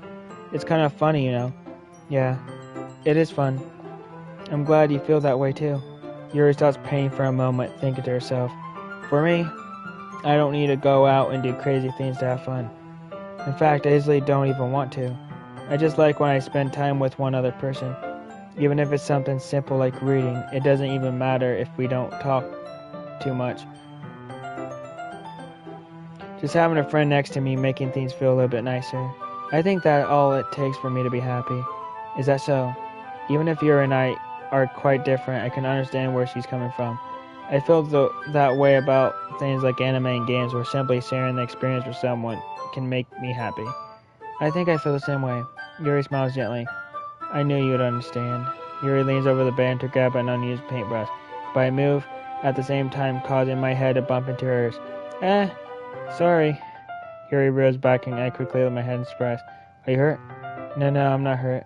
I just startled me, that's all. Sorry, I should have asked you to get it for me. It's not your fault. Oh, your face. There are droplets of paint on Yuri's face and neck. Is there something on my face? Yeah, I accidentally got paint on you. Sorry, it's totally my fault. I get a towel right away. I rush out and fetch a small towel, then I damp it with hot water. I return to my room and kneel in front of her. Here. I pat down Yuri's face and neck with the towel. Is something wrong? It's hot, I just didn't expect it. Sorry. I didn't want to use cold water. Having finished, I start to retract my hand. But Yuri suddenly holds my wrist. Wait. Just for a little longer. It feels really nice. I keep my hand still against Yuri's neck. She looks into my eyes. It's an intense expression that I recognize from when she reads her books. Almost as if she lost in a daze, enveloped by her own thoughts. She breathes gently, half through silently parted lips. What is happening? Is it the aroma of the jasmine oil giving me this dizzy feeling? Yuri's gently fingers wrapped around my wrist send a tingling sensation through my arm, and suddenly her face seems to be much closer to mine than it was just a moment ago. Yuri slowly pulls away. Sorry. I'm feeling a little lightheaded today. I didn't mean to space out. It is fine. The moment is over as soon as it begins. Yuri picks up her brush again, but her movement seems closed like she's unable to focus. I remain silent, forced to ignore the event that just transpired. I hastily retrieve my own brush and continues following Yuri's example. That should do it. I finished filling the night sky with the white that looks like stars. Looking at the banner as a whole is very pretty and natural looking. I think it came out better than I expected. I'm really happy with the result. Yeah, me too. Are you going to add the lettering now? Not yet. It needs to dry first. That's true, but won't that take a while? Well, perhaps it would be best to leave it here than have to bring it in the morning. I can do the lettering in the classroom before our event starts. Is that okay? Yeah, that's totally fine. Wonderful. In that case, I don't think there's anything more for us to do here. Phew. You say that like you're glad it's over. Was I wrong to assume that you were at least enjoying yourself a little bit? No, it's not that. I'm just glad that we managed to get everything done. I see. I am too. I was a little concerned about the time. I need to start making dinner soon. So you don't have any time left? I was secretly hoping we would have extra time after finishing the work. Well, Yuri thinks to herself, I think it would be too irresponsible of me to wait much longer. I'm sorry. I was hoping there would be more time as well. It's probably my fault. Sorry for being such a slow worker. No, it's not your fault at all. And the important thing is that we get everything done right. Yeah. So, I shouldn't be disappointed or anything. Gathering all her things, she seems to downcast. I understand why. It sounds like she really gets the opportunity to spend time with friends in a relaxed environment, but that doesn't mean this is the last time it can happen. Once Yuri packs up, I walk her out of the front door. Thanks you very much for having me today. No problem. Glad I was able to help. Just let me know if there's anything else you need me to bring tomorrow. I will. Well then, Yuri fidgets. I guess I'll see you tomorrow. Wait. I kind of say that without thinking about today. It's fine that we didn't have as much time as we wanted, because we can do this again. Wherever you want, you can come over, or we can go out somewhere. I forgot you don't like going out much. As I stumble over my words, Yuri simply smiles breathlessly. Anyway, you know what I'm trying to say, so you're very thoughtful, Jesse. Yuri takes a step closer to me, then briefly squeezes my hand. I kind of like that about you. Where's no music? Well, How am I supposed to respond to that? But I don't even get a chance as Yuri suddenly pulls back. Sayuri! Huh? Ah! Hi, Jesse. Where's the music? I don't like the quietness. Sayuri, just now we weren't. It's okay, Jesse. I just stopped by to say hi. Well, it's nice to see you. I'm sorry, but I'm already on my way to leave. Really? That's too bad. I'm sorry, but we will all be together at the festival tomorrow, so that's fine, alright? Of course. Sayuri beams. Yeah, so I'll see you tomorrow. Clearly embarrassed, Yuri hurries off. Sayuri waves goodbye after her.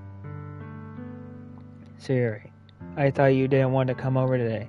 Well, I tried staying in my room, but my imagination was being really mean to me. So I had to come here and see it for myself. See what? What are you talking about? You know, how much fun you were having with Yuri, and how close you got to her. It makes me really happy that you made such good friends. That's all that matters to me. Tears start to fall down Yuri's face. That's all that matters to me. Why am I feeling this way, Jesse? I'm supposed to be happy for you. Why does it feel like my heart is splitting in half? It hurts so much. Everything hurts so much. This would be so much better if I could just disappear. See, Yuri, don't say that. It's true, Jesse. If I wasn't here, then you wouldn't have to waste your sympathy on me. You wouldn't have to put up with me being selfish. Monica was right. I suggest Monica. Monica was right about what? Siri? What I said before is true. I'm not going to let this continue. Caring about you like this isn't the burden your mind is making. I didn't quite catch that. Could you please say that again? Caring about you like this isn't the burden your mind is making it out to be. It's something that makes me happy. It's something that I would trade for you for anything else. So even if it takes an entire...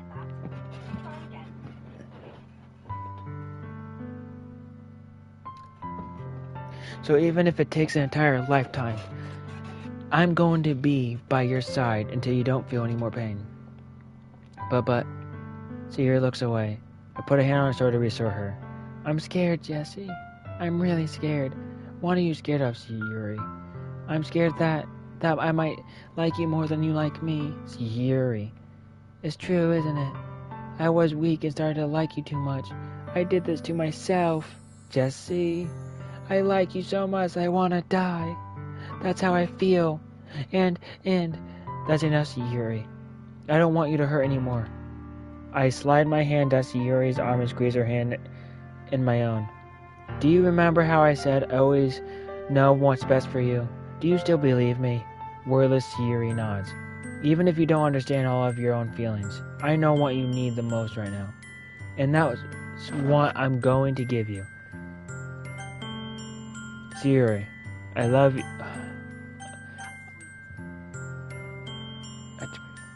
I don't want to lie to her. I don't want to lie to her. I feel bad for her, but lying would be worse. So, you will always be my dearest friend. What you need most is for things to be like they always been. Monica told me the truth. She told me how much happier you seemed after I joined the club. I know you're struggling with some really difficult feelings right now, but please trust me that I know what's best and what will make you happy in the end. I promise I will get things back to the way they were. I see. Seer forces a smile through an incredible painful expression. Is this what it feels like to get stabbed in the chest? I should write a poem about this. Sayuri, it's okay. This is just my punishment, remember? For being so selfish. So please don't worry about these stupid feelings. I know you're right. I knew this whole time that there's no happiness down that path. That's why I came here. Just so I could get the answer I needed to hear. And that other thing, You're also right that I just want it to go back to the way it was. I realize that now. You really do know me better than anyone else, Jesse. I trust you with anything. Anything at all. So, Sierra smiles finally breaks. All of a sudden, she turns around, drops to her knees. Ah! Clutching her head with both hands, she screams as loudly as she can. I'm so shocked that I don't know how to react. Siri looks over her shoulder and flashes me one more weak smile before turning around and running off. Sayuri!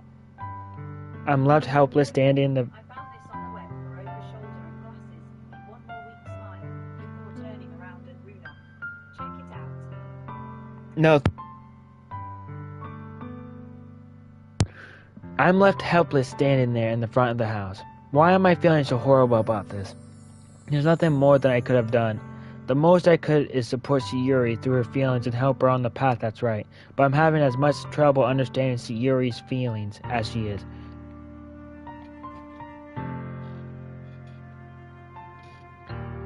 Even though I can comfort her, I keep wondering if I should be doing something more or something different. I know these thoughts will continue to plague me until things are back the way they were. I know I'm going to give it to everything I've got. Sayuri will always be my dearest friend, and I will do whatever it takes to put a smile on her face every day. It's the day of the festival. All of the days I expected this to be the one where I'd be walking to school with Sayori, but Sayori isn't answering her phone. I considered going to her house to wake her up, but decided that a little too much. Meanwhile, the preparation for the event should be nearly complete. The banner Yuri and I painted is dry, and I gently rolled it up to take with me. So she sent me a pleasant text reminding me not to forget anything, and I reassured her. Funnily enough, I probably feel the same way as Natsuki about the event. I'm more excited for it to be over so I spend time with Sayori and Yuri at the festival. But knowing Monica, I'm sure the event will be great too. No music? Really? Jesse! You're the first one here. Thanks for being early. That's funny. I thought at least Yuri would be here by now. Monica is placing little booklets on each of the desks in the classroom. They must be the ones she prepared that has all the poems were performed. In the end, I found a random poem online that I thought Monica would like and submitted it. So that's the one I'm be performing. I'm surprised you didn't bring Sayori with you. Yeah, she overslept again. That dummy. You think that on days this important she'd try a little harder. I say that, but I suddenly remember what Sayori told me yesterday, and I suddenly feel awful knowing it's not nearly that simple for her. I only said it because it's the way I'm used to thinking, but maybe I should have gone to wake her up after all. Huh. You should take a little responsibility for her, Jesse. I mean, especially after your exchange with her yesterday. You kind of left her hanging this morning, you know. Exchange? Monica, you know about that? Of course I do. I'm the club president, after all. But I stammer embarrassed. Did Sayori really tell her about that quickly? About how I basically turned down her confession? That makes me really seem like the bad guy here. But I'm the one who knows what's best for her, right? Geez, you don't know the full story at all, so don't worry. I probably know a lot more than you think. Monica is being as friendly as usual, but for some reason I felt a chill down my spine after hearing that. Hey, do you want to check out the pamphlets? They came out really nice. Yeah, sure. I grabbed one of the pamphlets laid out on the desks. Oh yeah, they really did. Something like this would definitely help people take the club more seriously. Yeah, I thought so too. Flip to the pages. Each member poem is neatly printed on its own page, giving it almost professional feel. I recognize Natsuki and Yuri's poems from the ones they performed during our practice. What is this? I flipped to Sayori's poem. It's different from the ones she practiced. It's one that I haven't read before. Get out of my head, get out of my head, get out of my head, get out of my head. A lot of get out of my head, get out of my head, get out of my head, get out of my head. Wait. Get out of my head. Get out of my head before I do what I know is best for you. Get out of my head before I listen to everything she said to me. Get out of my head before I show you how much I love you. Get out of my head before I finish writing this poem. But a poem is never actually finished. It just stops moving. What is this? Reading the poem, I get a pit in my stomach. Jesse? What's wrong? Nothing. This poem feels completely different from everything else Sayori's written. But more than that, I changed my mind. I'm going to get Sayori, so... well, alright. I try not to take too long, okay? I quickly leave the classroom. Don't strain yourself. Monica calls that out after me. I quicken my pace. What was I thinking? I should have tried a little bit harder for Sayori. It's not a big deal to at least wait for her or help her wake up. Even that simple gesture of walking her to school makes her really happy. Besides, I told her yesterday that things will be the same as they always have been. That's all she needs and what I want to give her. Every Sayori's has a knock on the door. I don't expect an answer since she's not picking up her phone either. She's dead, isn't she? She's dead. She's dead. Sayori?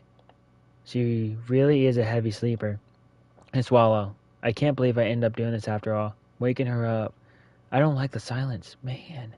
Isn't it more like something a boyfriend would do? In any case, it just feels right. Outside Sayori's room, I knock on her door. Sayori? Wake up, dummy. There's no response. I really didn't want to have to enter her room like this. Isn't this kind of a breach of privacy? But she really leaves me no choice. I gently open the door. Ah!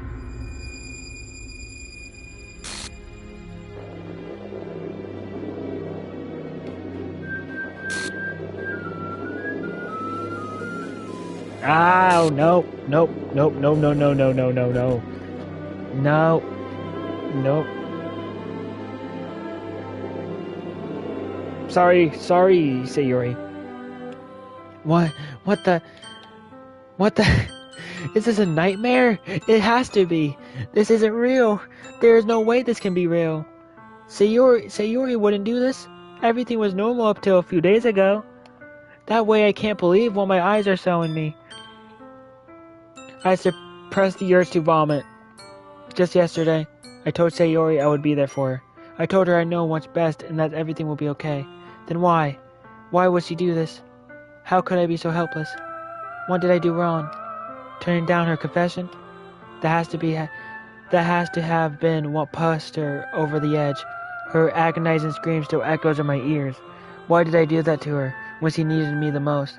Why was I so selfish? This is my fault.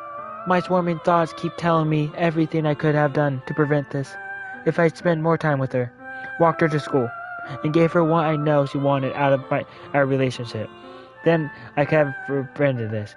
I know I could have prevented this. Screw the literature club. Screw the festival. I just lost my best friend. Someone I grew up with. She's gone forever now. Nothing I can do Here's Forever by Noah Khan on Apple Music. can bring her back. This isn't some game where I can reset and try something different. I had only one chance, and I wasn't careful enough. And now I carry that skill with me until I die. Nothing in my life is worth more than hers, but I still couldn't do what she needed from me. And now, I can never take that back. Never, never, never, never, never. Man. End. Way to end the game. Do do do do do do do do do do do do do do do do do do do. Wow.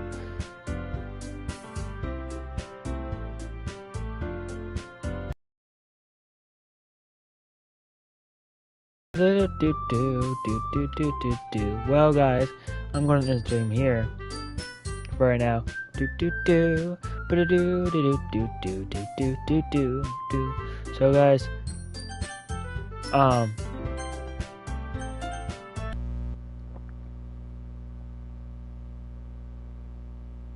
wanted to exit and do.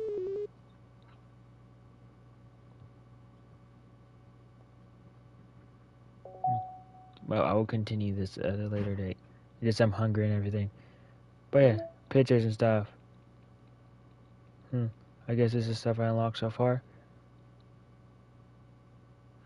Do do do do do do do do do do do do do do. Error. Your disk power could not be changed due to an image policy on this computer. More of a contents of your system.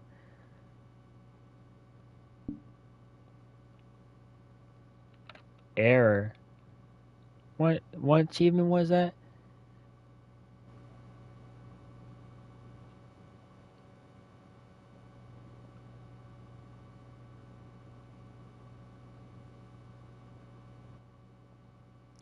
Oh, do do do do do do do do do do do.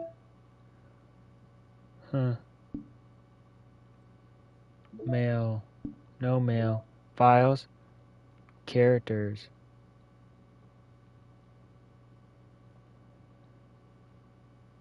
Huh. Nice. Alright, well. I'm gonna end it here. Oh, there's my time. The time that it is right now. 7:11. Well, I'm gonna end the stream here. Gonna start it again like probably at night. So see you guys. See you guys next time. Goodbye.